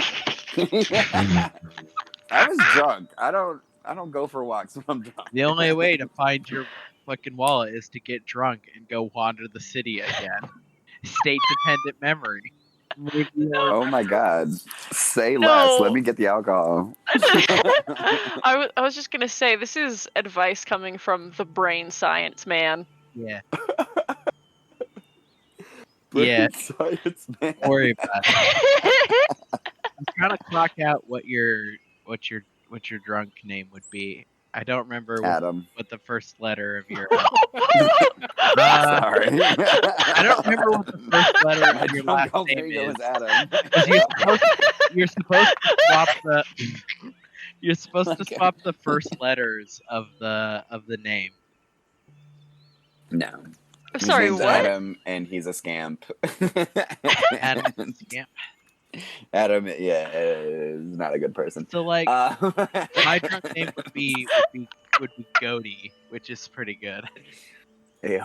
that. Oh, Is it? that's- You take the first letter of your last name, and then you make it the first letter of your first name. This is bad, Cody. Huh? Wug. Wug is pretty good. Hold on, No, counterpoint. it's not. Wug is a powerful drunk name. Hold on. Stupid Cody, fucking what is it? name. You take the first letter of your last name, and you replace the first letter of your first name with it, and that's your drunk. Ooh, Uniper. It's very good. It's very good. Uniper. Or Winiper. Winniper.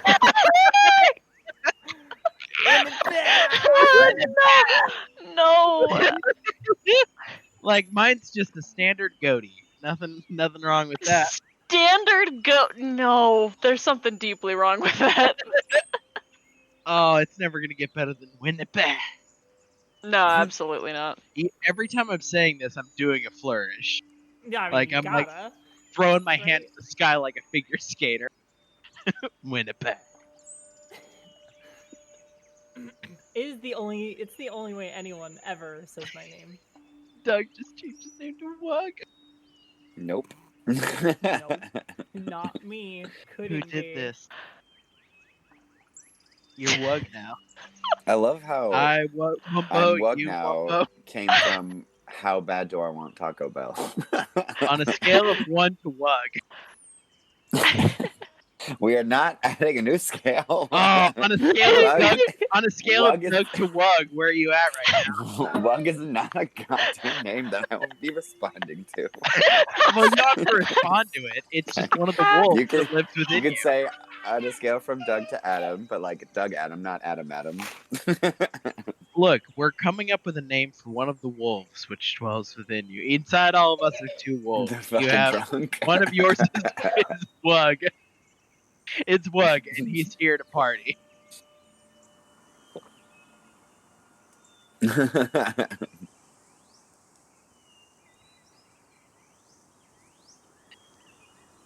I still think a scale of Doug to Wug is a very powerful sentence.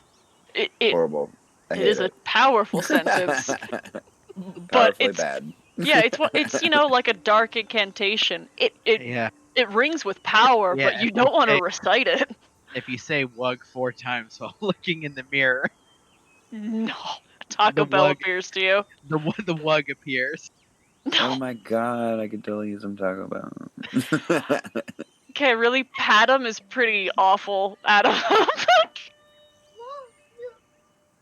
Okay, what if you got Taco Bell? What would you You're get? welcome. Padam.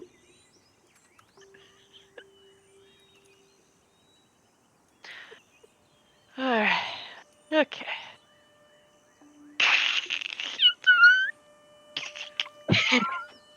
Gyador. That is Oh. a fantasy name. I am Gyador. Gyador. That's a Godzilla villain, probably. It's pretty close. King Gyador. I guess it's King Gyador. Or maybe like it's how else is GH? Like Pho? Yeah. So Theodore, like Steven. Theodore.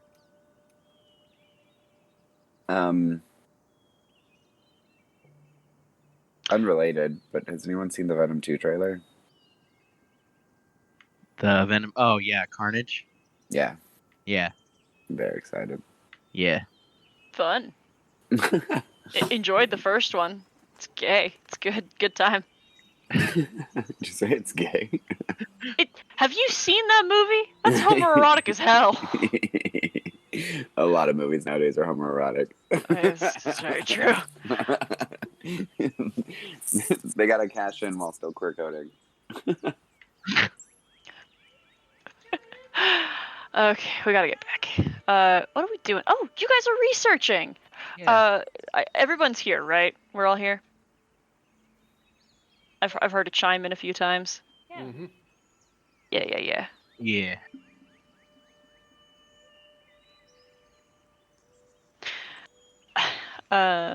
All right. Research. So, we've got Wisteria. You're spending a day attending a class to swap out a spell. Is that right? Yeah. All right. Anyone else taking advantage of that? Not many of you can. I'm gonna try and do something dumb. Oh yeah. Tell us That- more. That's the words I like to Sounded hear. real luck. Yeah. Solid start. Seeing as how I'm not an intellectual, I figured I might get all these young college kids nice and liquored up, and then attempt to gain information that they may not be willing to tell us in a sober mind. Whoa.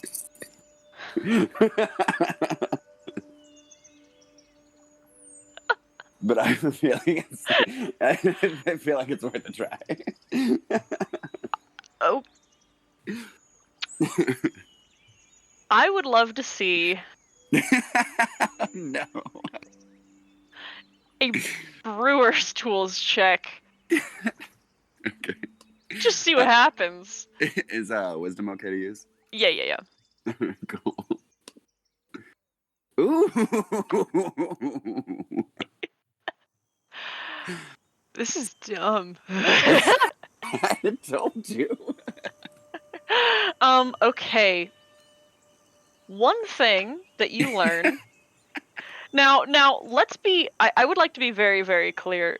You are talking to like the young, new, like fresh-faced college students who have Sure. like the academic access, if not lower, than what you currently have with your amulets. Yeah. But you are like- bypassing in a fashion the actual reading part. Yeah, I figure they're privy to some things like gossip and whatnot that aren't necessarily in books. Yeah. And As and such, I just realized I also probably could have done this with staff. But please keep going. Okay, back to the students. as such, you learn something interesting, which is that there are books within this library that there is some limited access to, not exclusive. This isn't like the forbidden knowledge or whatever, but there are some very interesting things that exist within this library, including several tomes specifically from a single tome that seems to have been almost nearly disintegrated, but there have been pieces of it that have been managed to be preserved. It almost seems as if this book has been torched at some point. But there are small magical fields that are used to preserve what is the remainder of some of its pages. Nobody really knows. No one's able to tell you where this book maybe comes from. But it's an interesting read if you can find it. It's within the library. I'm sure the librarian would be happy to point you in the right direction. But it's just odd that such a fragment was maintained and is somewhat, cloistered for the sake of its protection. It's not inaccessible, like I said, but it's a weird thing. Cool. When I meet up with everyone, I'll let whoever's most interested in researching know.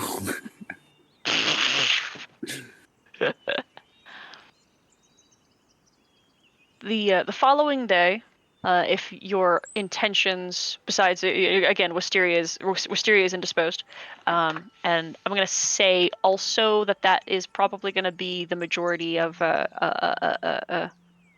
Cluck's day as well. Mhm. So those of you that remain, there's a couple of options for you to take a peek at. The librarian, Moradane Swiftgale, a very nervous gentleman, seems quite weathered, maybe not by age, but by work. I'll type his name in.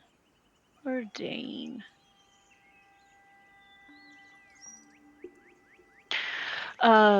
Is happy to point you in as much helpful of a direction as he possibly can. He seems again quite jittery. He has a bit of an understanding of what you all are doing, and indicates some topics that might be helpful to you. And as it happens, June happened to mention a couple of them that might be of great interest, and such as any research the Avium has on the Scorched Grove itself, the Great Calamity, and elemental creatures as they exist and as they are understood. You can divide work as you will, acknowledging that some of these research topics might take significantly longer than others.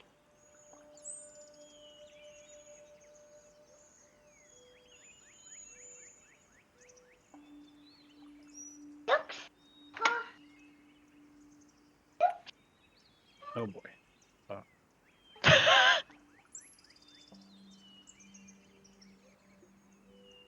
I'm not actually good at investigating. It's worse.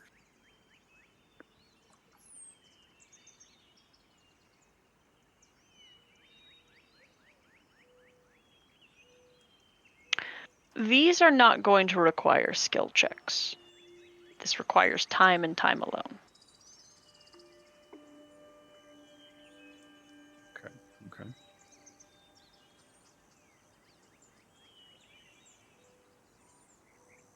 Well, that is all Gladys has sort of planned, is to be participating in research. If somebody's got a plan, she will adhere to that. Her big contribution, if it is one, is just interest in historical and particularly religious sects or lore that might have to do with some large elemental, particularly one that would be chained, or sects that are looking to unchain these large elementals or free these elementals and that sort of stuff. I don't suppose they have like a record of anybody who's gone to study the Grove recently, like other than the Tenders, because I think we've sort of figured the Tenders do less study and more like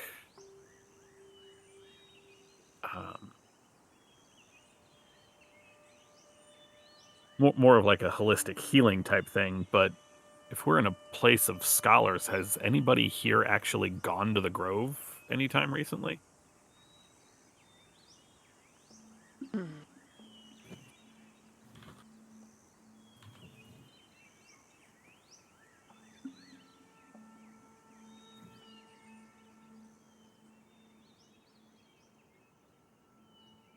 I have like a list of information I can provide to you. And I'm trying to determine if that is something I might be able to provide. If not, it's fine. Yeah, no, I know. I'll focus research on the thing. Giant fire monster. I gave you guys a list of topics.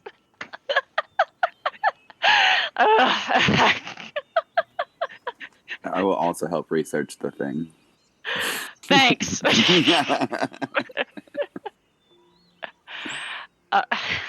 Look, we can work through things one by one. It's fine. we all just like, if we all focus on one thing at a time, Just plow through 'em. What are you Cody, what are you talking about? I don't know. Because the thing that you've suggested was not one of the three Not topics. that thing, but the other Yes. things. Okay, I need less Gladys pronouns would here, like- my love. Gladys would like to do research on elemental creatures. Elemental creatures. Start there, and then we'll scale up. Yeah. Big ones. Oh. So Serena will start at the bottom of that list and move up, and somebody else can start at the top and move down. Okay. I'll be problematic and start in the middle. Choose shit randomly. Let's see. No, I already did that one.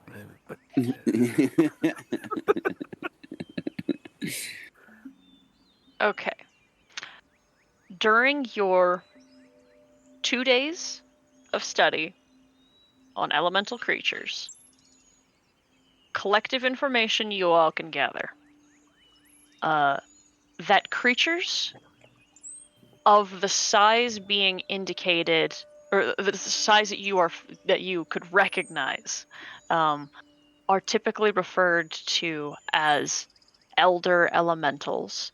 They are incredibly powerful beings that can reshape land just by their mere presence, and they require incredibly difficult and complicated conjuration magics to summon into a plane.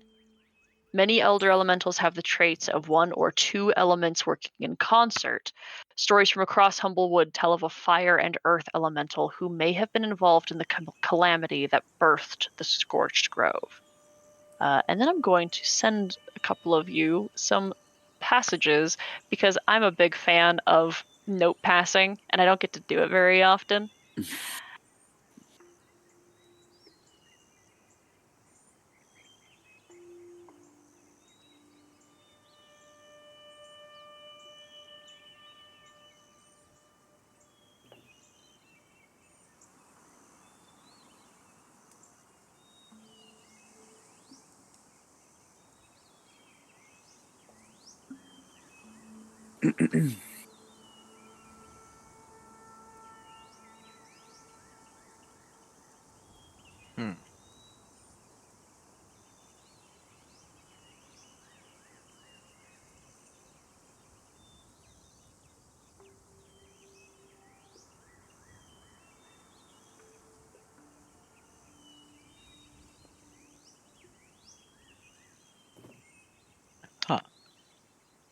I'll read mine out as Hattie.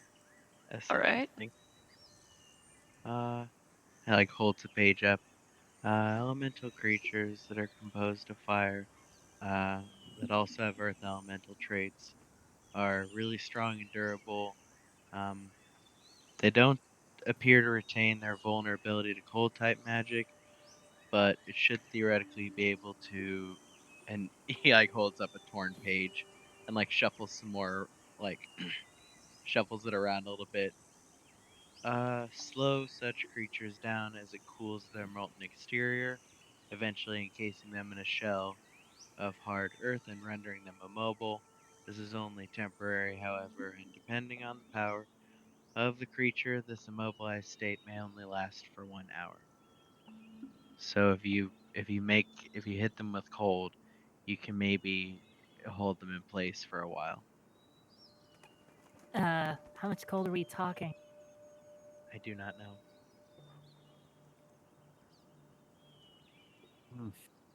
It seems like it might have to be a whole lot because this one here says that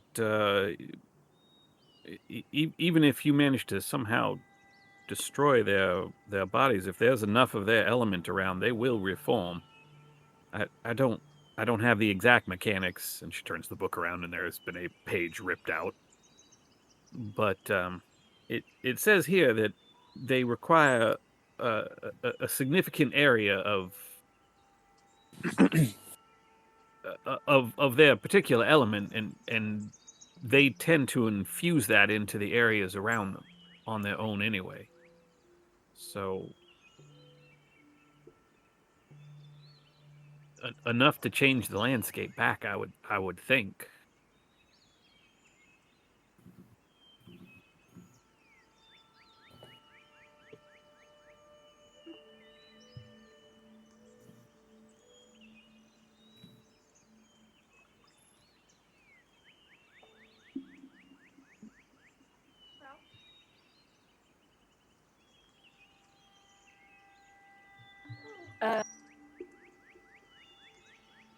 So, wait, one more time. Me? Yeah, you. When Oh. you just spoke. You said something about reshaping the land back. Well, the elemental kind of changes the land around them to, and when they do that, they put a bunch of their energy into the ground, and as long as that's there, they can reform themselves. Even if their body is completely destroyed, they'll reform out of the energy that they've sort of leached into the ground around them. Oh, well, you said that there are two types of, like, I mean, the big ones, the elder elementals. Mm-hmm. Mm-hmm. You said there was an earth one and a fire one. Why not try and get... I think that might have been Hattie. I just said that they Hattie. can all regenerate themselves. Well, if they sort of spill their energy into the ground, maybe getting an earth elemental and the fire, whatever probably giant fire elemental creature is in the Scorched Grove, killing the fire one and letting the earth one seep into the ground.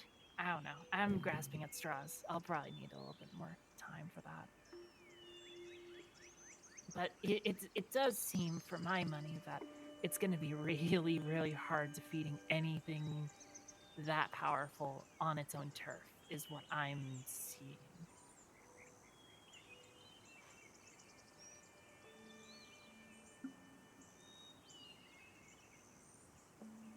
I think our main concern should be less about actually killing it, because, you know, you just throw an army at it if we need to, but changing, I guess, where it's being fought, because, I don't know. Sorry, the cat's really sad.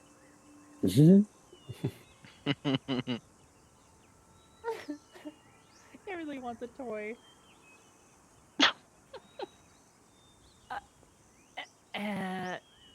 Anyways, I think just doing it in a place where it can't regenerate, maybe luring it out, although that is kind of dangerous and irresponsible.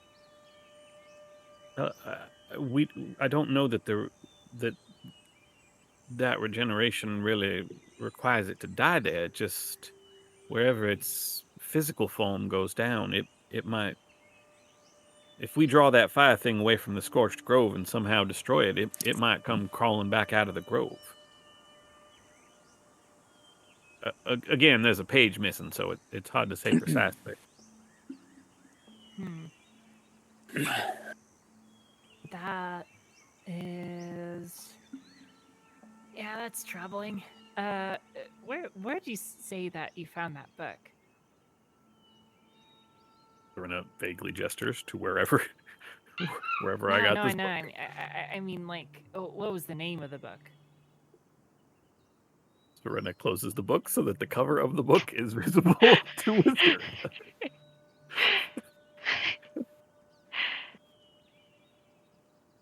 You know, I found something else over here that I find interesting. This bit here says that the creation of ash snakes both involves some pretty serious conjuration magic, but also that these ash snakes,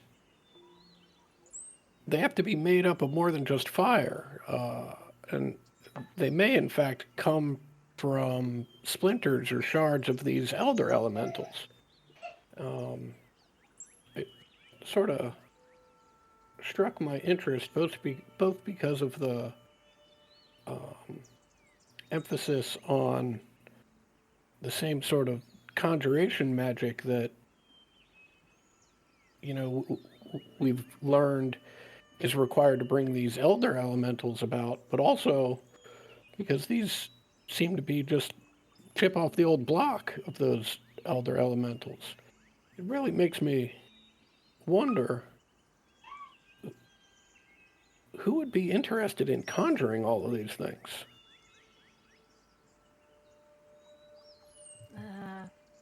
That's a good question. I mean, does it say anywhere that these things are intelligent at all, or are they just chaotic magic creatures?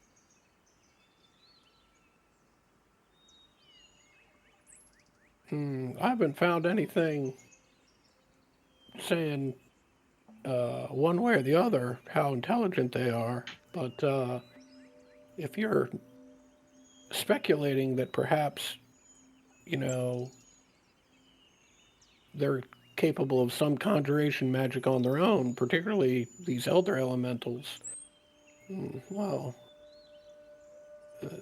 then we're in some real deep trouble.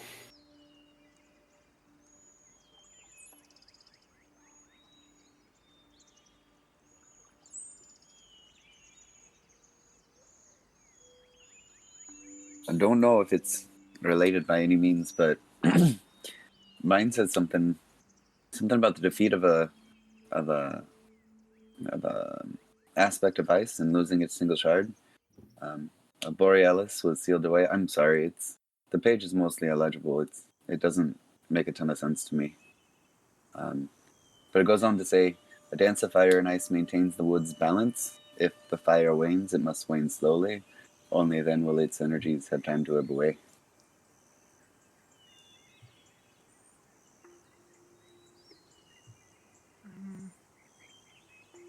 Yeah, I mean, that's good and all, but like,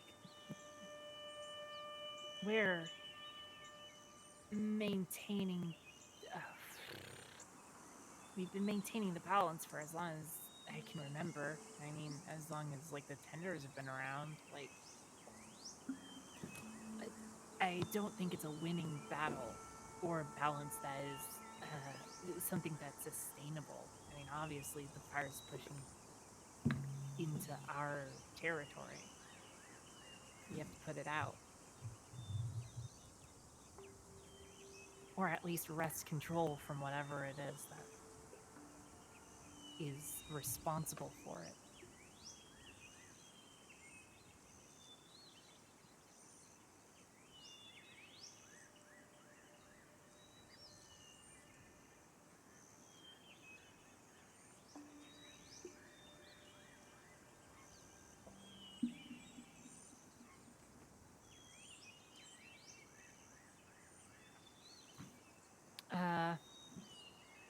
So, did it say anything else about this aspect of ice?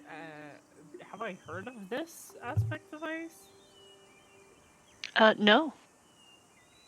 Oh.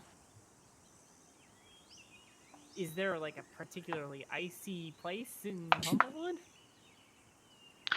I mean, the crest is cold, and the farthest reaches of the wood to the west, the mountains, that sort of border Humblewood into Everden, potentially out there, but not that you know for certain. Nothing that you would have seen or known to be on the scale of like the Scorched Grove. Oh, shit. Well, I think another, I guess, place to start is maybe taking or finding an elemental creature that's not an elemental of fire, like an elemental of ice or something, and seeing if we can use that power against the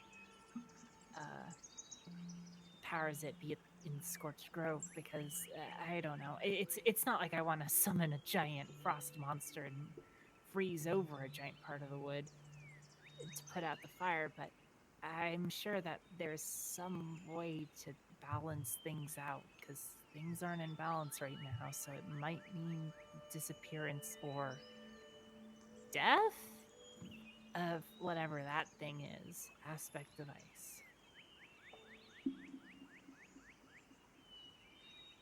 Yeah, Gladys would like to do some research on the aspect of ice, see if she can't find any more information about that. That sounds promising. Cluck can take you back to the book that, or not necessarily the book, but the what remains of the book where she had scribed out the notes that were legible. That is all that remains. There is nothing of value within that tome. It is Okay. it appears to be a very ancient and very decrepit relic.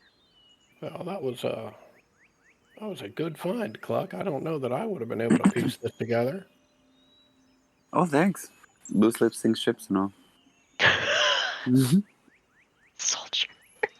We may. Now that we have the name of the aspect of ice, maybe perhaps the librarian can direct us to something more illuminating. Sure, let's give it a shot. You guys head back to Mordain? Mm-hmm. Yeah. Yep. Hello. Is there something else I can help you find?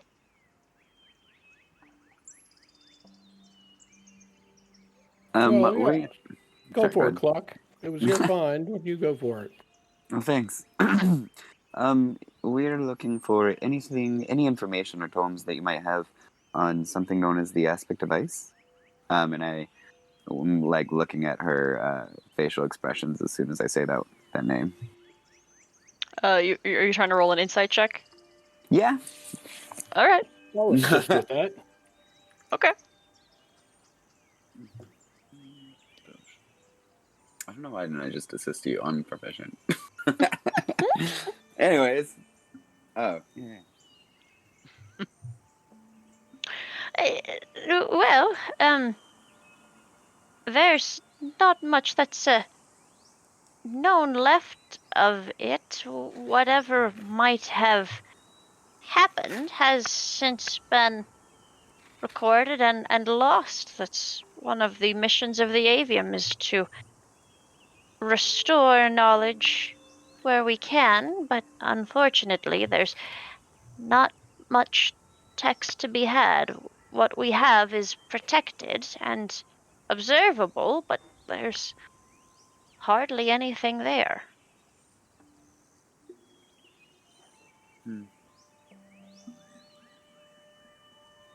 I'll shrug and turn to name.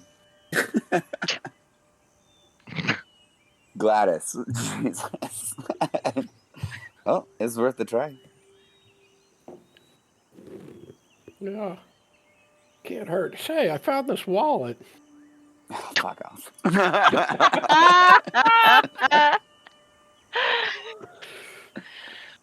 Oh, sorry, I couldn't help myself. Hattie will narrow his eyes and say, Are you sure you don't know more about the aspect of ice? Aspect of ice? No, certainly not. Mm-hmm. There's the collections we have available and accessible are accessible. Ah. Well, when we said something about it, he seemed concerned for a moment. Well, naturally, you're all investigating something deep and dark. Mm-hmm. Such heavy conjuration is forbidden knowledge for a reason. Ah, so you were saying this thing There we is- go. Yeah.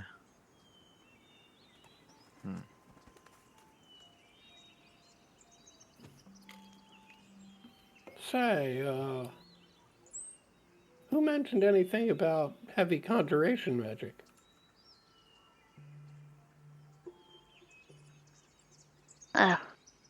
We understand These creatures must be summoned, yes? And summoning magic is conjurative in its nature. This is known. Well, Yes. And he kind of looks at everyone a little nervously. it sounds like you've got a real good handle on what's going on here. We took all of us a fair amount of time of research to come up with this information, and we ask you one question about a shard of ice, and you're able to put all of it together just based on that. So, maybe you could assist us with our research. Seems like you're able to get done in a minute or two what it takes the rest of us a full day to accomplish. I'm trying, as is my and responsibility as the librarian. Then could you tell us where the rest of the books on the aspect device are? I assure you, the recordings we have on the aspect device are available to you. There is just none to be had. It is older than the Great Calamity.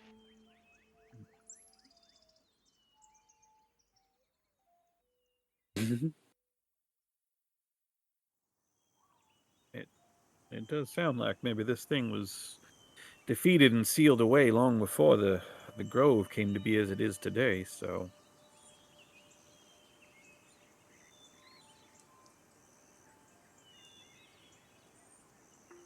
maybe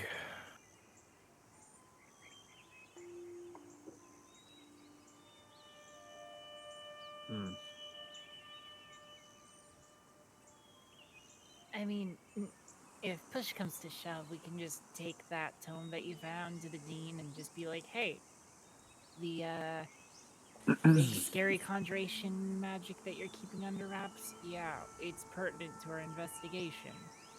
Well, And wait a minute. do If some- there's if conjuration magic is meant to bring these things here, is there something to undo that? Something to send them away? Well, theoretically, conjuration magic might be the answer, but I assure you, I don't know that there is resources in the avium even that might be able to provide such an answer. If that were the case, I feel as if that might have been answered already. True.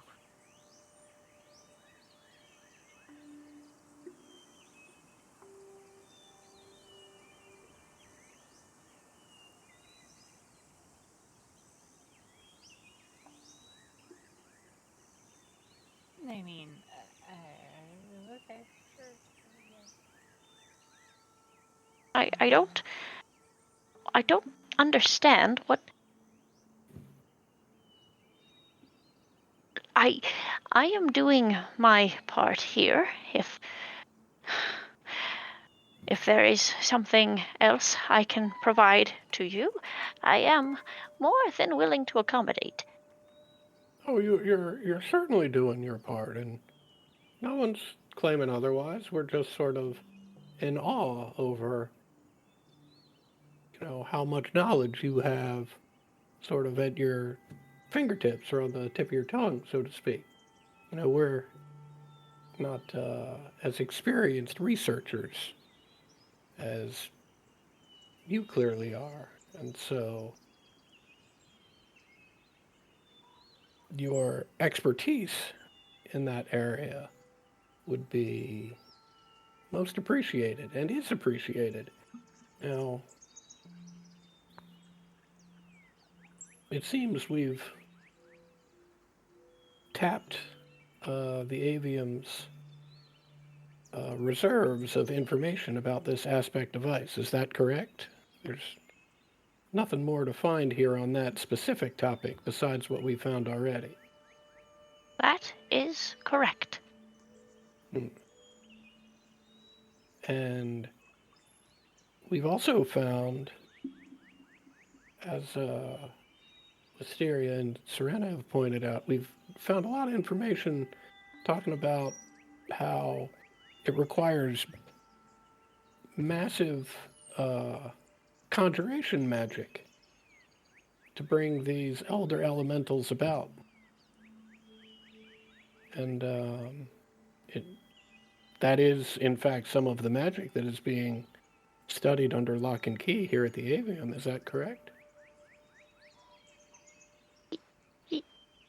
Yes. Yes. Okay, well, as Serena pointed out, well, if you know a lot about the conjuration magic, and perhaps even some of the conjuration magic that would bring these things about, is it a reasonable course of inquiry to see if you would know how to undo that conjuration? Moreover, is there anywhere else that would have this kind of information on how to bring these creatures into this world? I do not think that we at the Avium would hold such knowledge. That is even deeper and darker magic than should be housed even academically. Jeez, then what do you house in the forbidden section? Like, firebolt? Ooh, scary. Stir rolls her eyes. He looks quite ruffled.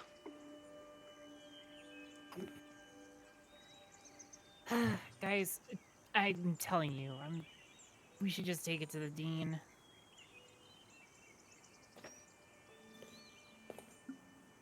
Agreed. I mean, I don't know that we can try, but I don't know that that's gonna change what's in the library. Well, it's not gonna change what's in the library, but it might change the, I don't know. He doesn't seem ready to admit that, the stuff that we're looking for, or rather, pertinent information, is even in here. Like, I mean, conjuration magic doesn't have to be world-ending titans being summoned onto a plane. It can be other shit, too. I'm sure that there's something somewhere about it. But, the fact that, I don't know. It just seems really sketchy. He didn't even mention the forbidden section. Like, I feel like this line of questioning isn't going anywhere here. You just take it somewhere else.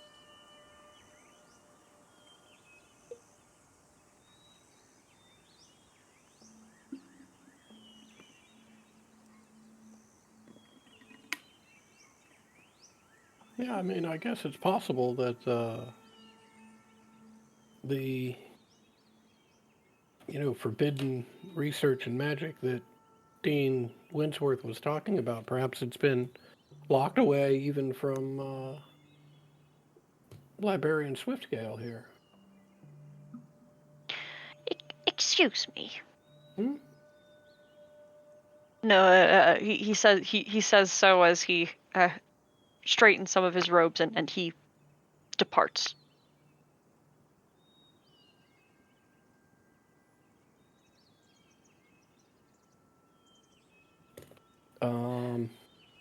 Did he depart in a huff? A little bit, yeah. Okay, I'm following him. Okay. Oof. I'm gonna use my one inspiration point for that. I can't start this thing by knocking over stacks of books. No. Yes, you, Appar- you yeah, sure apparently I can. can. Yeah. Oh wow. You follow him Mhm. some ways. He turns a corner. You turn that same corner, and he is gone. Hmm. Hmm.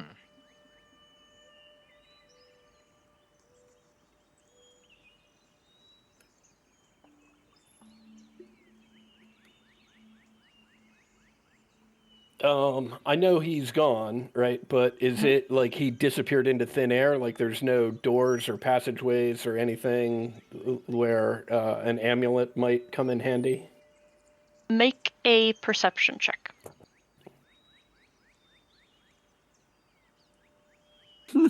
Perfect. Jesus. Oh man, was it 2, a Yeah. 3, and a 1? Yep. That's a bum deal. Unfortunately, you see nothing.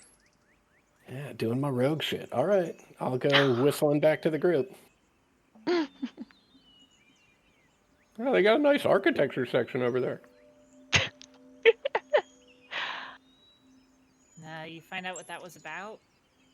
Find out what was about. No, he just seemed kind of pissed off. Oh shit! I was supposed to be following the. I got. Fuck! Yeah, I it did got not. sidetracked. Hmm. Sorry, everybody. Yeah, that's fine. Should we be concerned about the fact that he is mad at us? Oh, I'd say so. I mean, I expect we'll be receiving a little bit less help, but honestly, will we notice?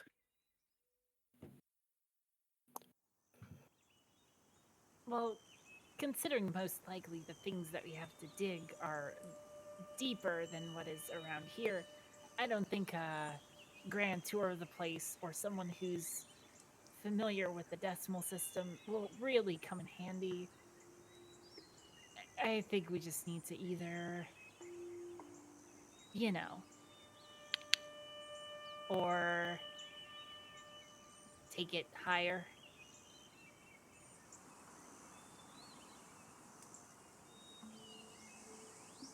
Hmm.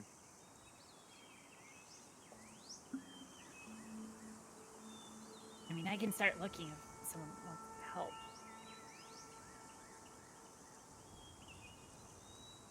Hmm. How does this place enforce their rules?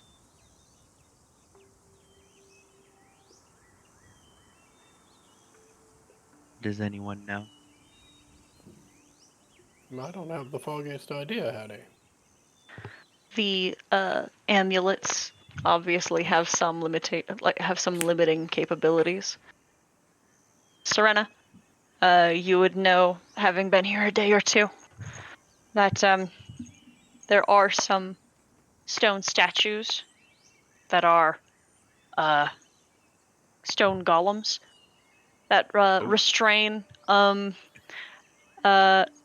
unwieldy students in until the perch guard, who do have a station here and a jail, can arrive to properly detain anything too erratic. Yeah, we definitely don't want to be trying to do anything against the rule. Those things will. It's ugly, y'all. They come to life. They clamp those stone hands around you. Mm-mm, mm-mm. Oh, I suppose we talk to the dean, or we maybe try a different approach. I don't. What else was on our list of things we of potential topics? Maybe we find something that gives us another plan. Well, huh. I mean, finding out what's in the center of the grove, like at the heart, and how it works is pretty important. But I feel like the giant primordial ice elemental that balanced it out once upon a time is kind of also important and seems to be like. Do we know that it did? Didn't Cluck say something like that? It's something of like a dance of fire and ice keeps it in balance. I mean, think about it. It's not around anymore, so it's not around to keep it in balance. And True, now the but fire's running amok. Swiftgale did say that it was many, many years before the calamity that created the grove. It wasn't like it was. If it was before the calamity, then do you think the calamity would have happened if it wasn't? Well, we don't know. Yeah. Oop. Just saying. Seems like a pretty quick and easy one to me, but I guess we'll try and do it the right way.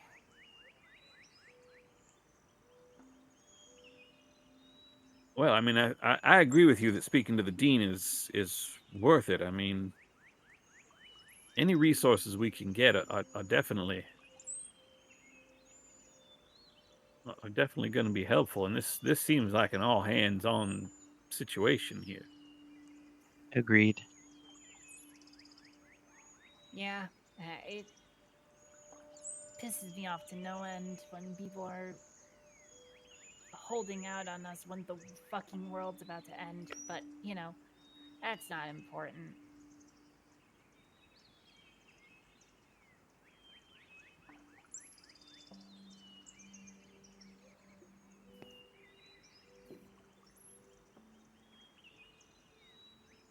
So do we have any other topics that we'd like to research?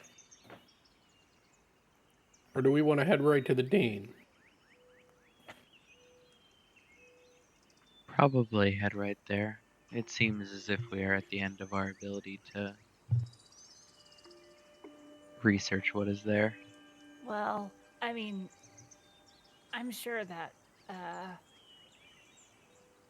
like Gladys said, there's probably something down here to be looked at. If you want me to stay, I can. I'll stay down here also. Take a look at the rest of that list, see what we can find. Maybe get a new direction. Yeah, I'm starting to think it all leads down if you understand my meaning.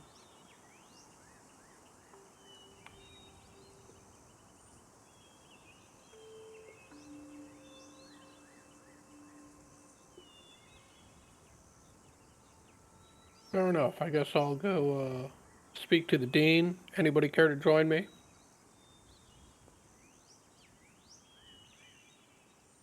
I'll go with you. Wonderful. Cluck, where are you going?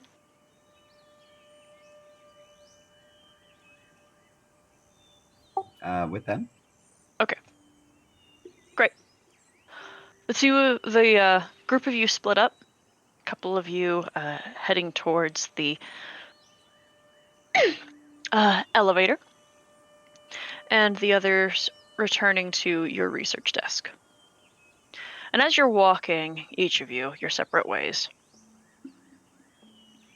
the lights begin to change a little bit in the library.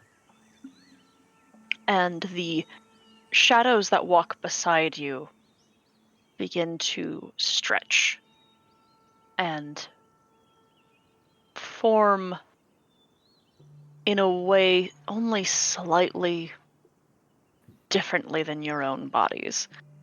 The hands grow long into claws. They become sallow, and they begin to move out of sync with each of you. We're going to roll initiative. Is it safe to assume that by this point we would have had a long rest? Yes. All right. And 3 of you up here will be together. 2 of you down here will be together.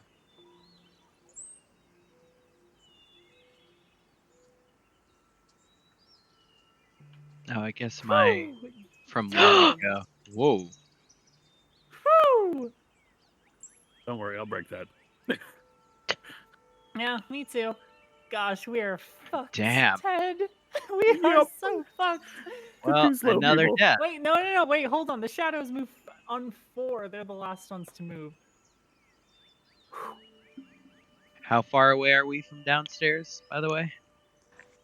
You have split up such that you are still in the library, but it is vast enough. You're not within shouting distance. Okay. Y'all keep splitting up. Gladys We're is up inside, first. Sarah. And Oh god, this stupid librarian. I swear I'm gonna freaking grab him by the nerdy lapels and shake him about. Poindexter. Freaking Poindexter. All right.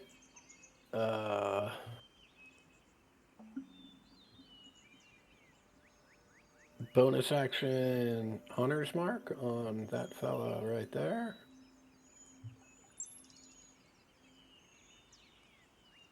And chucking a nail.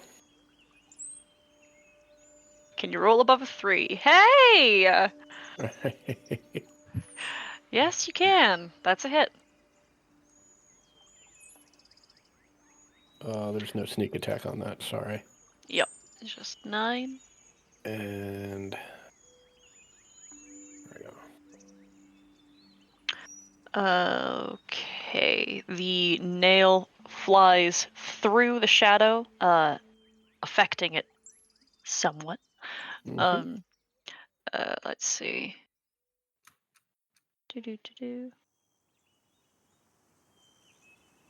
All right. But then it coalesces in its form again and continues to climb from the ground into a semi-corporeal form beside you. Cluck.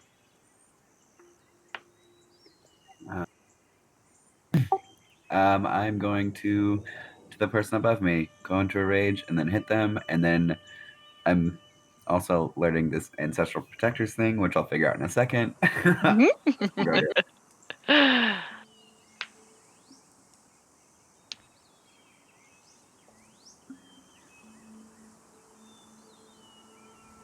Ooh, that is not a 15. That is a 7. Okay, well, that will miss then. And then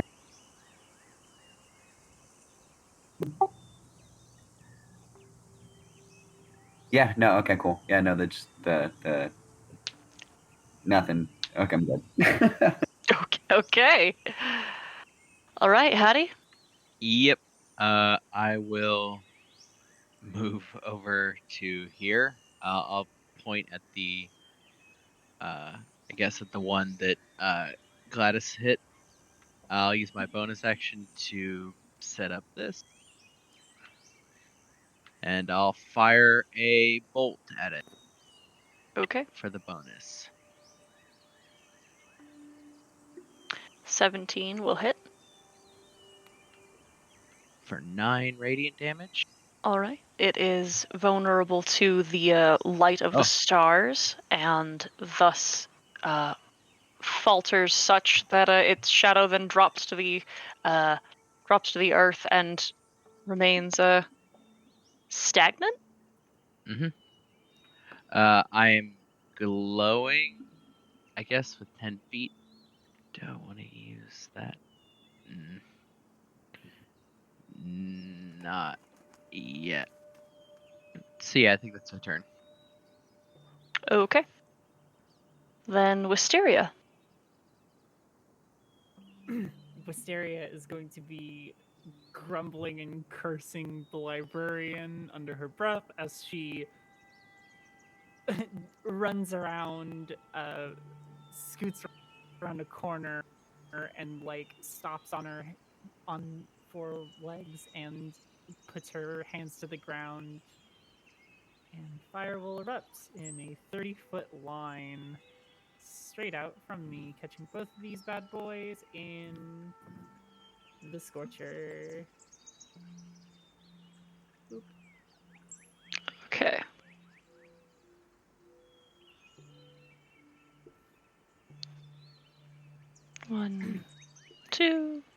They both save, but take half.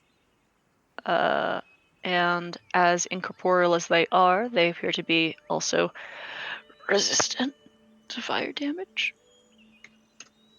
So they take 4. Oh shit! Yeah, that sucks, because that was pretty solid dice. Those are some pretty solid dice, huh? Yeah, that's it for me. All right, Serena. 10, 15, 20, 25. How far does that put the farther one away from me? 30 feet, perfectly. Serena pulls an amulet from around her neck and holds it up, and I will use Turn Undead. Oh wait, I ignore resistance. Sorry, Sarah. I have elemental Oh. adept. Thank you. Nice. Good to remember. Yes. Yeah, Vital. I just got that. So Yeah. Oh, good. You're a real sorcerer now. Okay. All right. What we doing? I'm Ted? trying to find my Turn Undead button. I don't have a Oh, Turn right. Undead It's wisdom. button. That's right. Yeah. 1, Turn Undead. Two. There it is. That's 1 fails, 1 saves. The farther one fails. okay. That is my action. All right. And Then I have a bonus action spell. No, just healing word. I also forgot that I have Heart of Fire as when I cast Agnazar's Scorcher, the one in front of me takes 2 fire damage. okay. Thank you. Sorry. Oh, no, There's you're so fine. many things to do. Oh, and we have these shadows that remain that drift forward across the floor and bolt upright beside you both. I have a 19 to attack Cluck and a 15 to attack. I don't know why I can never remember Gladys's name. Gladys. That's a Alright. miss. Okay. Cluck is hit for 9 necrotic damage, and her strength score is sapped as the darkness begins to seep into her sinews. And oh no! Your strength score is reduced by 4 points. Oh boy. It'll get better. Eventually. With an 8 Not hour right rest? away. Then, the one that is turned flees. 1, 2, 3, 4. The other attempts to. Oh no! Don't do that. Grasp at Serena similarly with a natural 20. Cool. Oh God. For a total of 20 necrotic damage. Alrighty. Okay. And your strength score reduced by 1. The Penny Feathers get a family plot. Oh no! Hey, I was very careful to say that Serena would be seeing Roderick soon, not that Roderick would be coming back to life. Yeah. Oh no! I hate this game. Gladys, you're up. All right, I'm gonna move up here, and I Do not have am my shield. for whatever good it's gonna do. I'm gonna try and jab that shadow with a nail. Okay. A 26 will hit. All right. Hey, there's And Sneak. there's and Hunter's Mark, Mark. but not the sneak for Hunter's Mark, obviously. All right, what's that? The total of 13, 18. 18. Okay. Halved to 9. All right. That shadow is merely missed, but is still aggravated. Anything else for your turn? Well, just because I got nothing better to do, I will swing with the offhand. That's gonna hit. And that is enough to dissipate that shadow. I don't have the +5 on that. It had 2 HP. Okay, perfect. Oh wait, hold on. That's just 2. it- Actually, god damn, it's up with 1. Red's up with 1, right? All right. That's a bummer. All right, Cluck. Yeah. I'm just gonna hit the guy in front of me. If I could take that guy out. Yeah, right. Anymore. Are you Recklessly attack it. Recklessly. Uh-huh.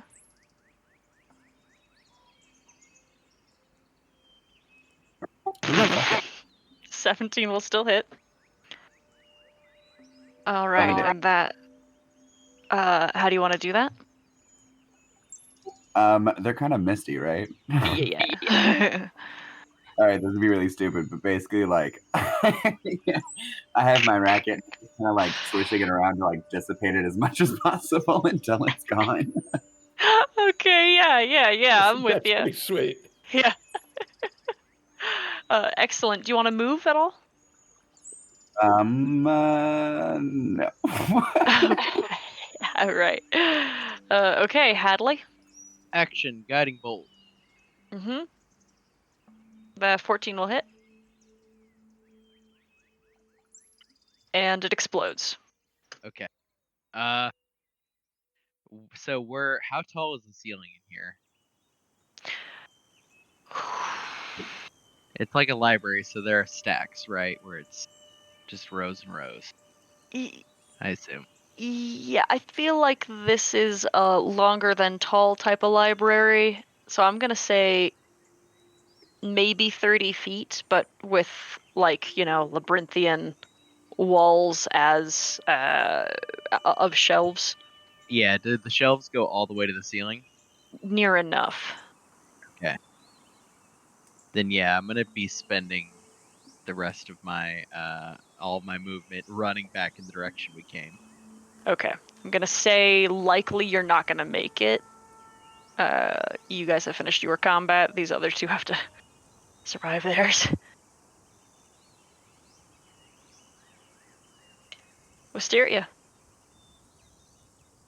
Wisteria's gonna just grab this thing and say, "Get your hands off of her!" And burning hands. Okay. There's the failure and that- ignoring the resistance. Oh no, never mind. That thing is the fire from your claws punctures into the immaterial space this creature is taking up, and it is immolated and then gone when the light fades. Great. Huffing and puffing, Mysteria is going to stand on top of where, for purposes, stand on top of where it was and shoot a firebolt at the one that's running away with a quicken spell. Gotcha. Ooh, that's not gonna hit. Nah, not quite. Into a bookshelf. Into a firebolt into a bookshelf, guys. This is a great Can I idea. turn that into Yeah. a 15? You can turn that into a 15. That'll make it a hit.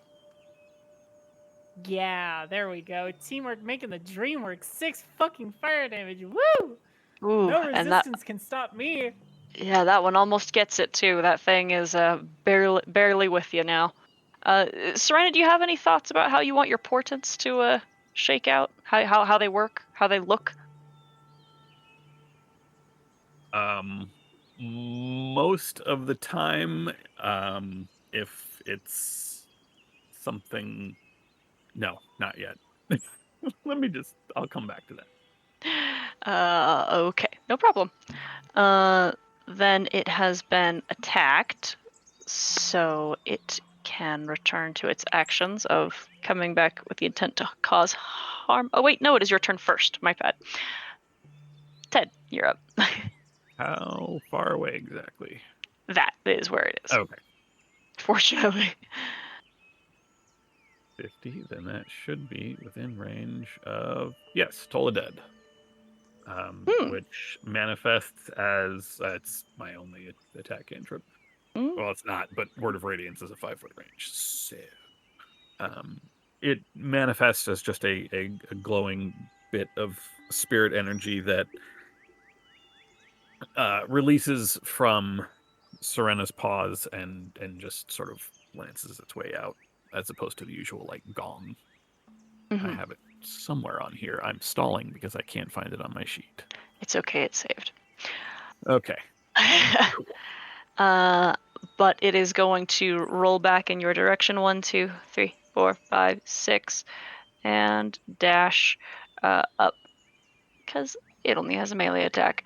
But that is its turn, which means we have Wisteria next. Wisteria is just going to be screaming and say, "Coming back to join your friend," and Burning Hands again. Woo, I love this fucking spell. All right, and that will certainly be enough. Excellent dice, by the way. Yeah, you know, right? That was incredible. Also, Elemental Adept is really tasty.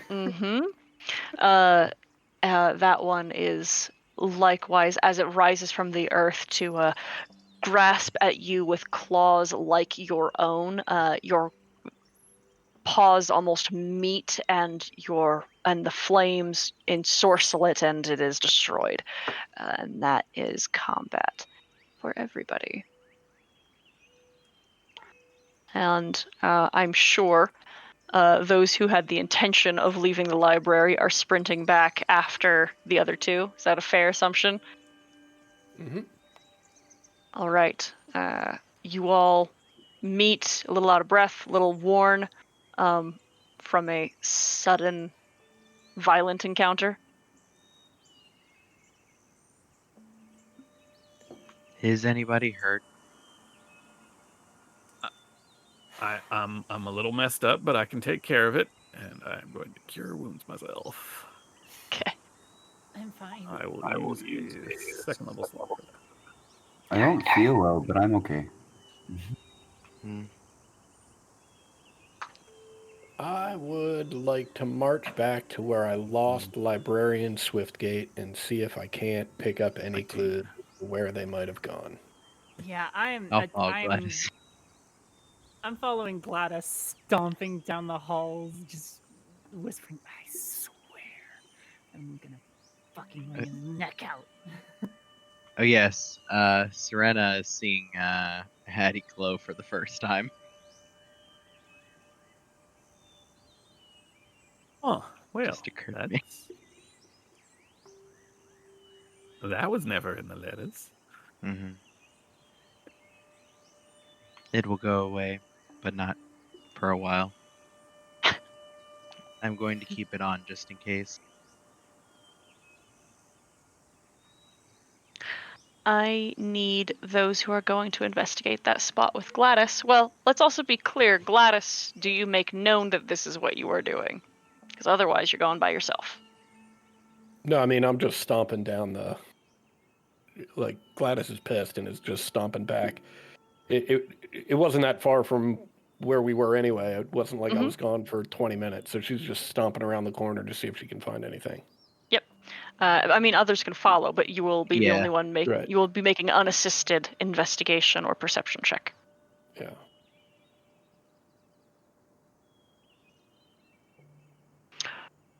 Okay.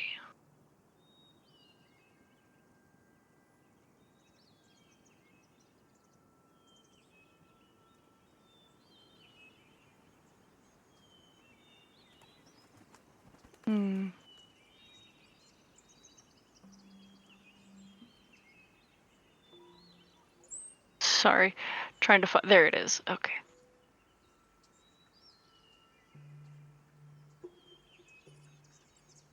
Digging around and just trying to find anything on the walls or in the shelves. You see a scrap of paper that has been slipped between two shelving units, and are able to sort of finagle it out. There are some runes of some ritual marked on it. And everyone who has been behind, who has stayed behind, you see Mordain kind of in a almost sweaty flurry run towards you all and start begging to know if everything is all right. He heard a commotion.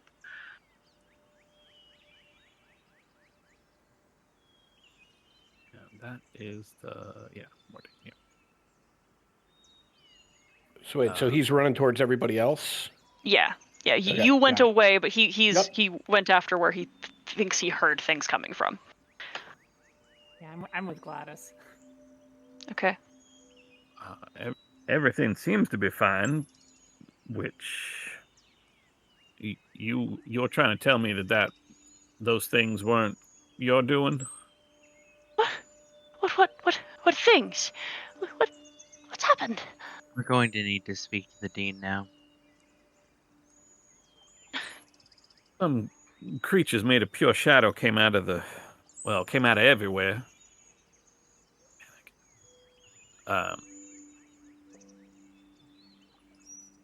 It was real bad. We should something must have brought him here, so we should speak to some. Where are the others? I assume I'm hearing this conversation, maybe not like verbatim, but I just know that a conversation's occurring. Yeah. Okay, You can good. come back, yeah. Yeah, so I'll come back around the corner. I'll pocket that piece of paper. Mm-hmm. Oh.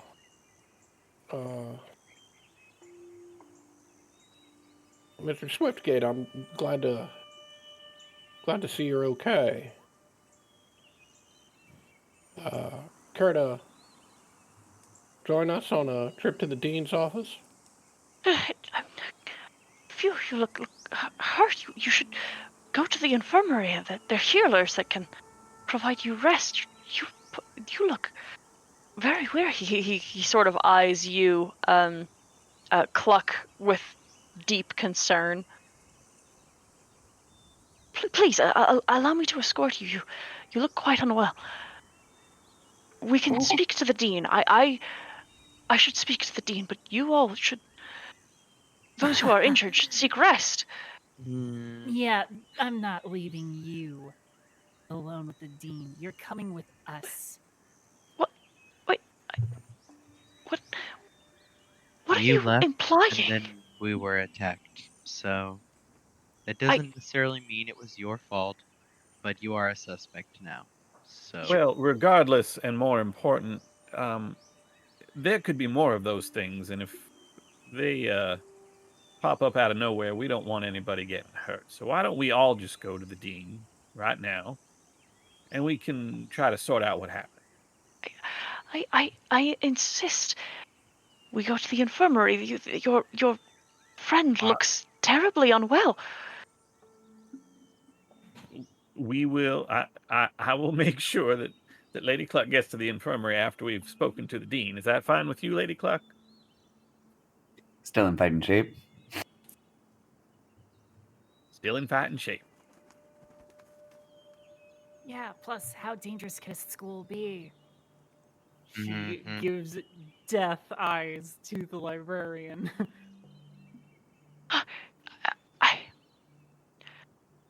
Whatever you are implying, I assure you, I have little understanding of it. I was returning some very fragile evocation scrolls to the forbidden section. You have all greatly unsettled my nerves.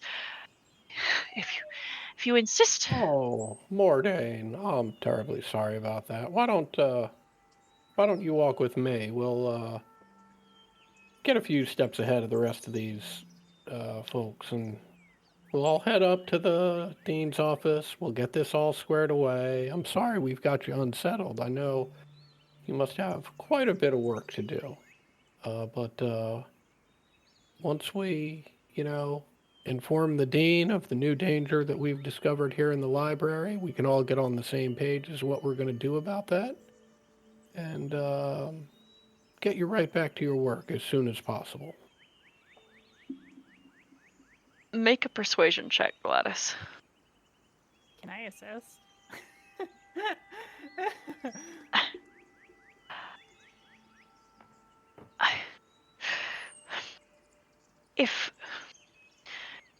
If you all insist upon seeing the dean first, then we shall.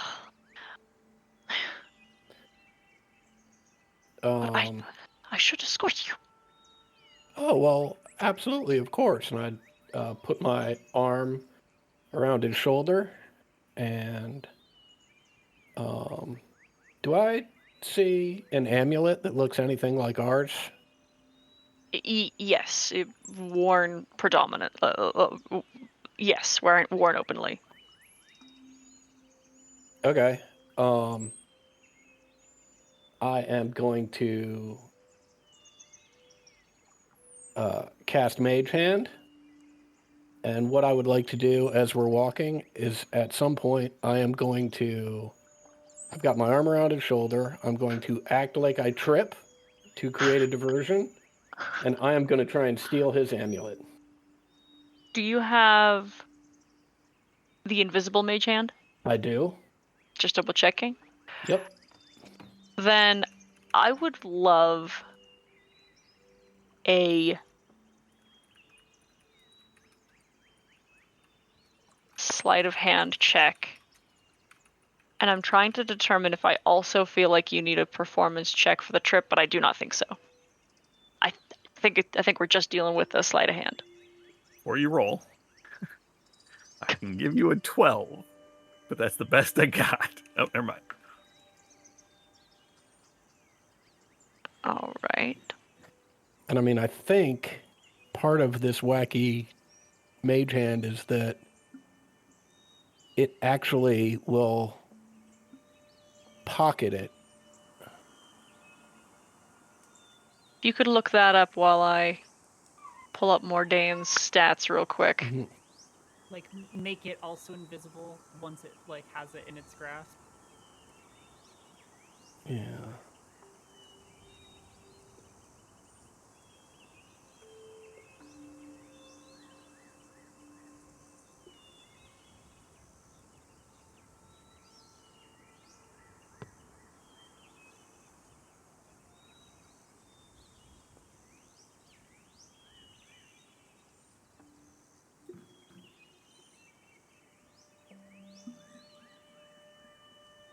All right, sorry about that. Just talking with my brother. Okay. Oh, thank you. Okay. Yeah, it's the first item there.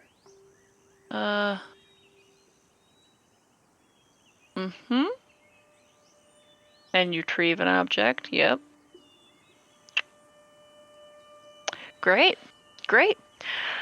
And you rolled a 24. Great.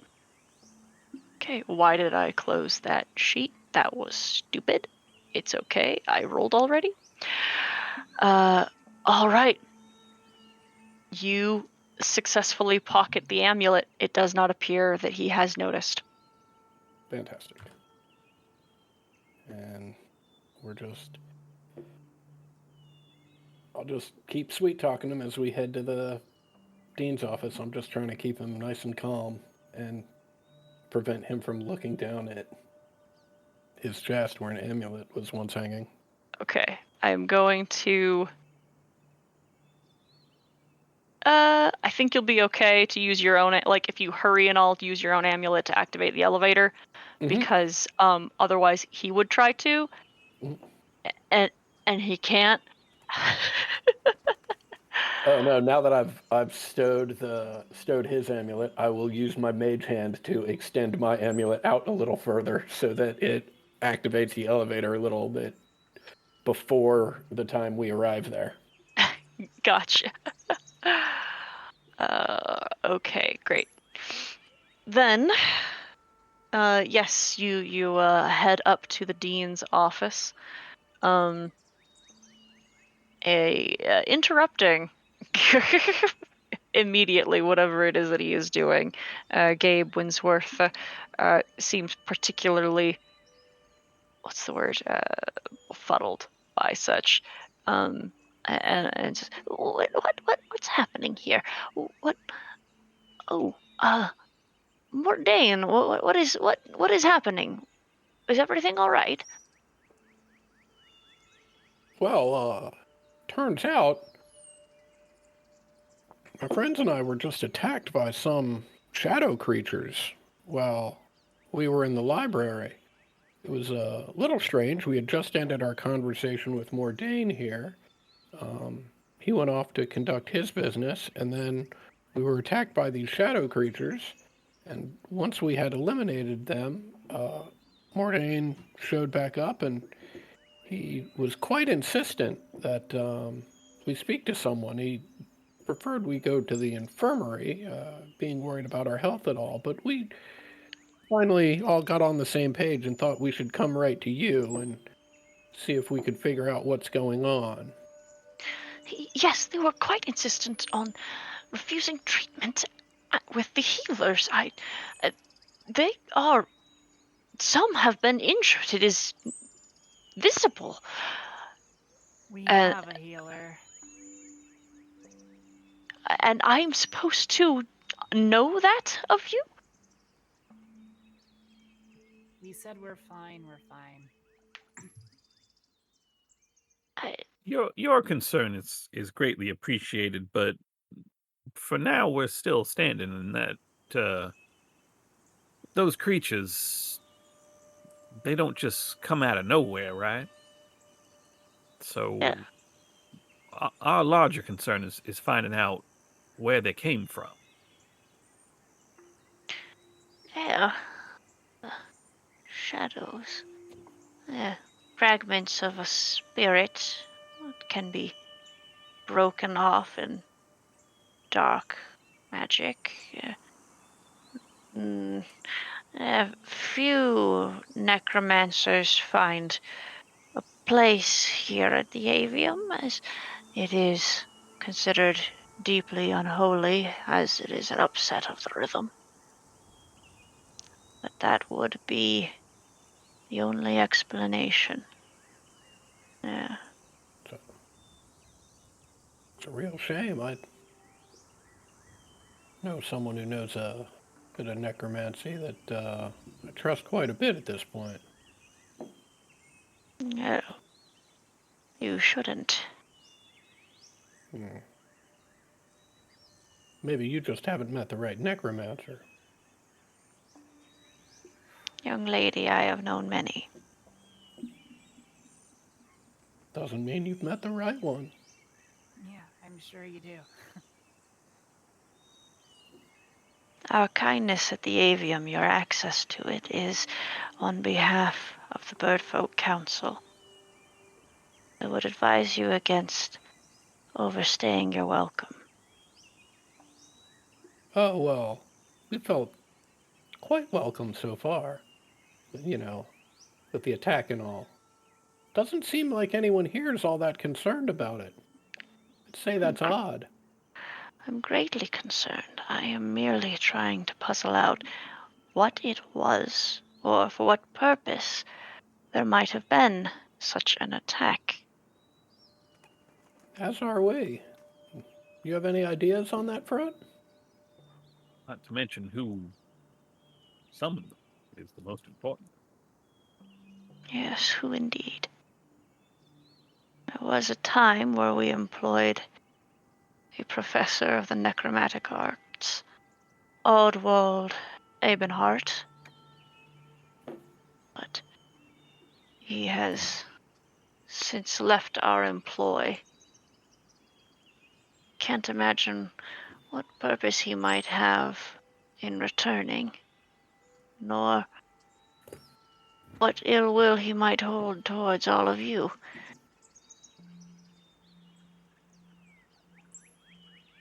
But that is the only name that comes to mind immediately.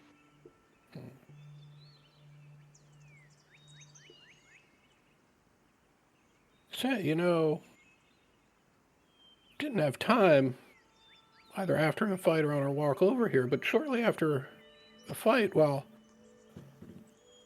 I was looking for Mordain here, I did come across this, and I will pull out that piece of paper that I found. Mm-hmm. And I will sort of gesture to Wisteria and Hattie and Serena, basically the known magic users in our party, Mm-hmm. and just sort of gesture. I found this. I can't really make heads or tails of it. I don't know if anybody here knows what this is, and I'll try and hand it off to a party member that might have a shot at understanding it. Yeah, I'll try and give it a crack. If I can, that is. You can make an Arcana check to try to interpret it.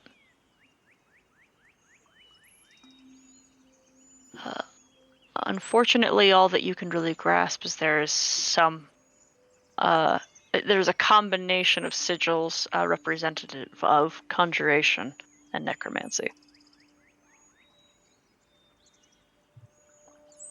Well, I mean, it looks like it could be something to do with this. It's the conjuration. Here, why don't you hand that to me? And Winsworth holds out a talon for it. I'll take it from Wisteria, and I will hold it flat on a table so we can look at it. He adjusts his spectacles and squints through them. Yes. In fact, I recognize this penmanship. Indeed, Professor Rabenhart. This would be some ritual used exactly to perform such dark magic.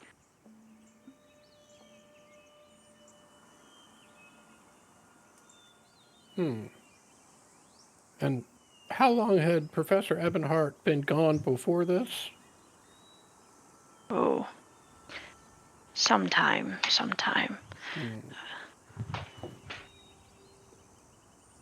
He only stands out in my mind solely as the lone expert in his field.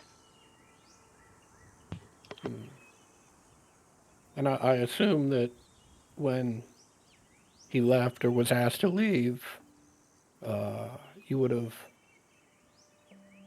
taken his amulet from him and cut his access off to everything. Naturally, of course. No, it only makes sense if someone is being asked to leave and the amulets are used for security purposes, that would be the way to rescind their access to everything. But I guess that means he probably has some help, or at least someone sympathetic on the inside who does have a amulet and does have access. Oh, actually, that reminds me. Mordain, you dropped this as we were rushing along here. I was able to pick it up, and I'll give him his amulet back. His talon clutches his chest where the amulet should hang, and he snatches it from you with a glare. Easy. We're all friends here.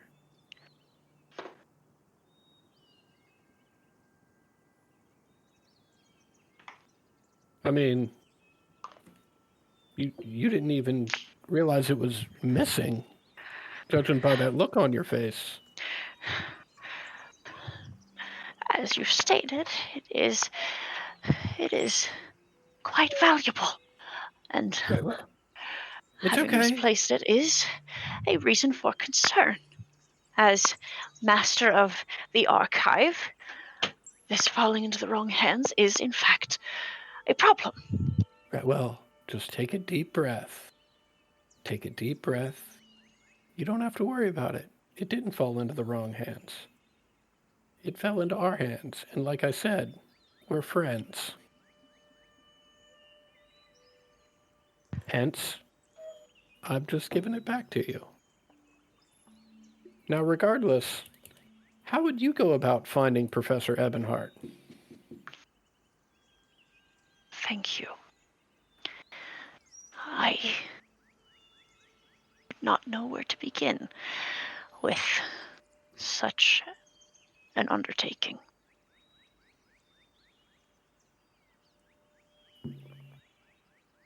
But I should begin investigations immediately.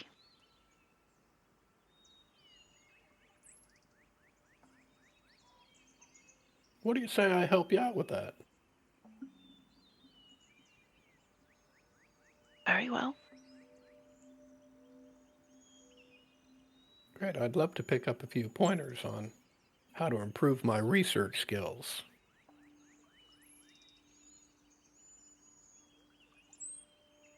Yes.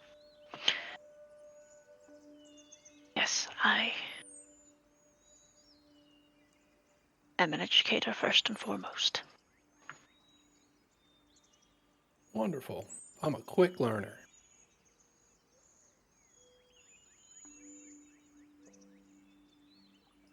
All right. Anything else anyone needs to say while you have both the dean and the librarian here?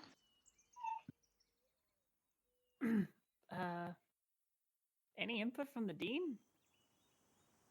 Yeah. I haven't seen Oddwald in some time. I should.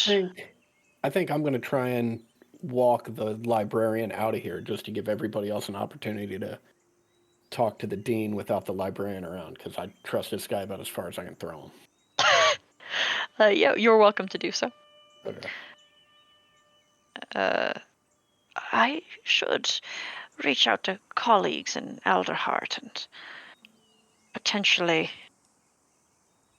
the Rookeries might know where one of their own has ended up.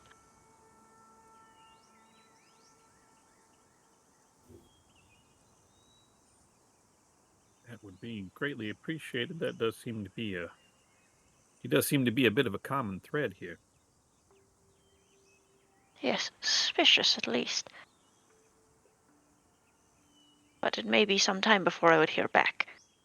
You understand? Hmm.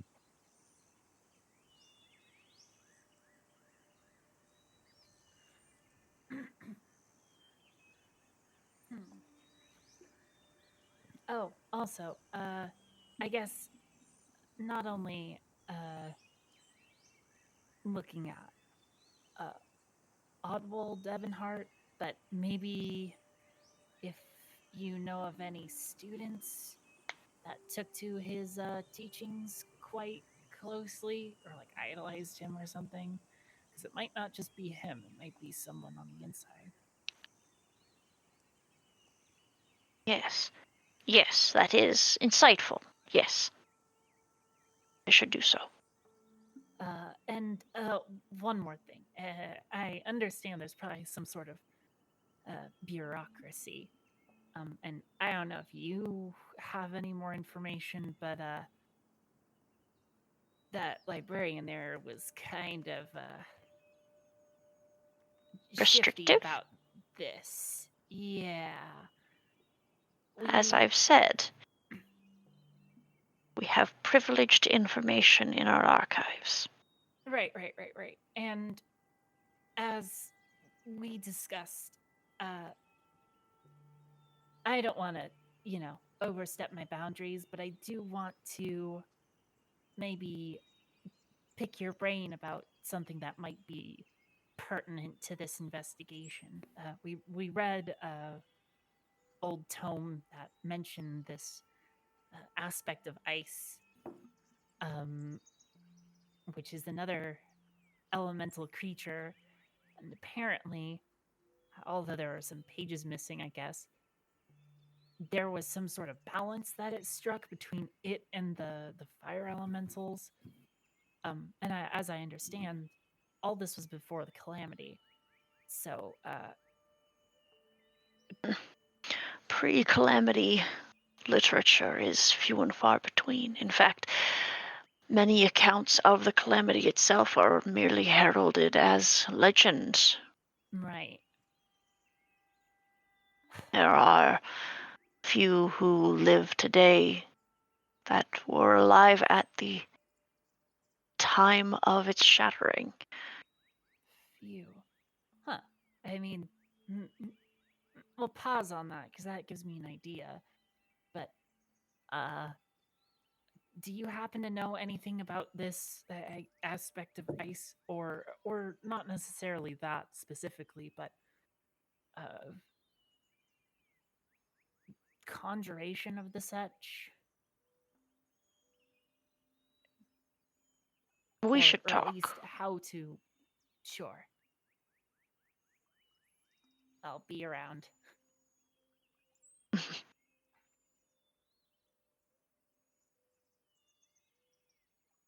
Anyways, I'll let you get back to whatever it was.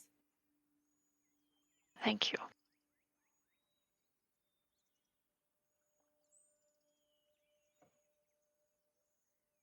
All right. And unless there's anything else anyone wants to get in on the end there? Not I. Mm-mm. Okay. Then we'll call it there for tonight.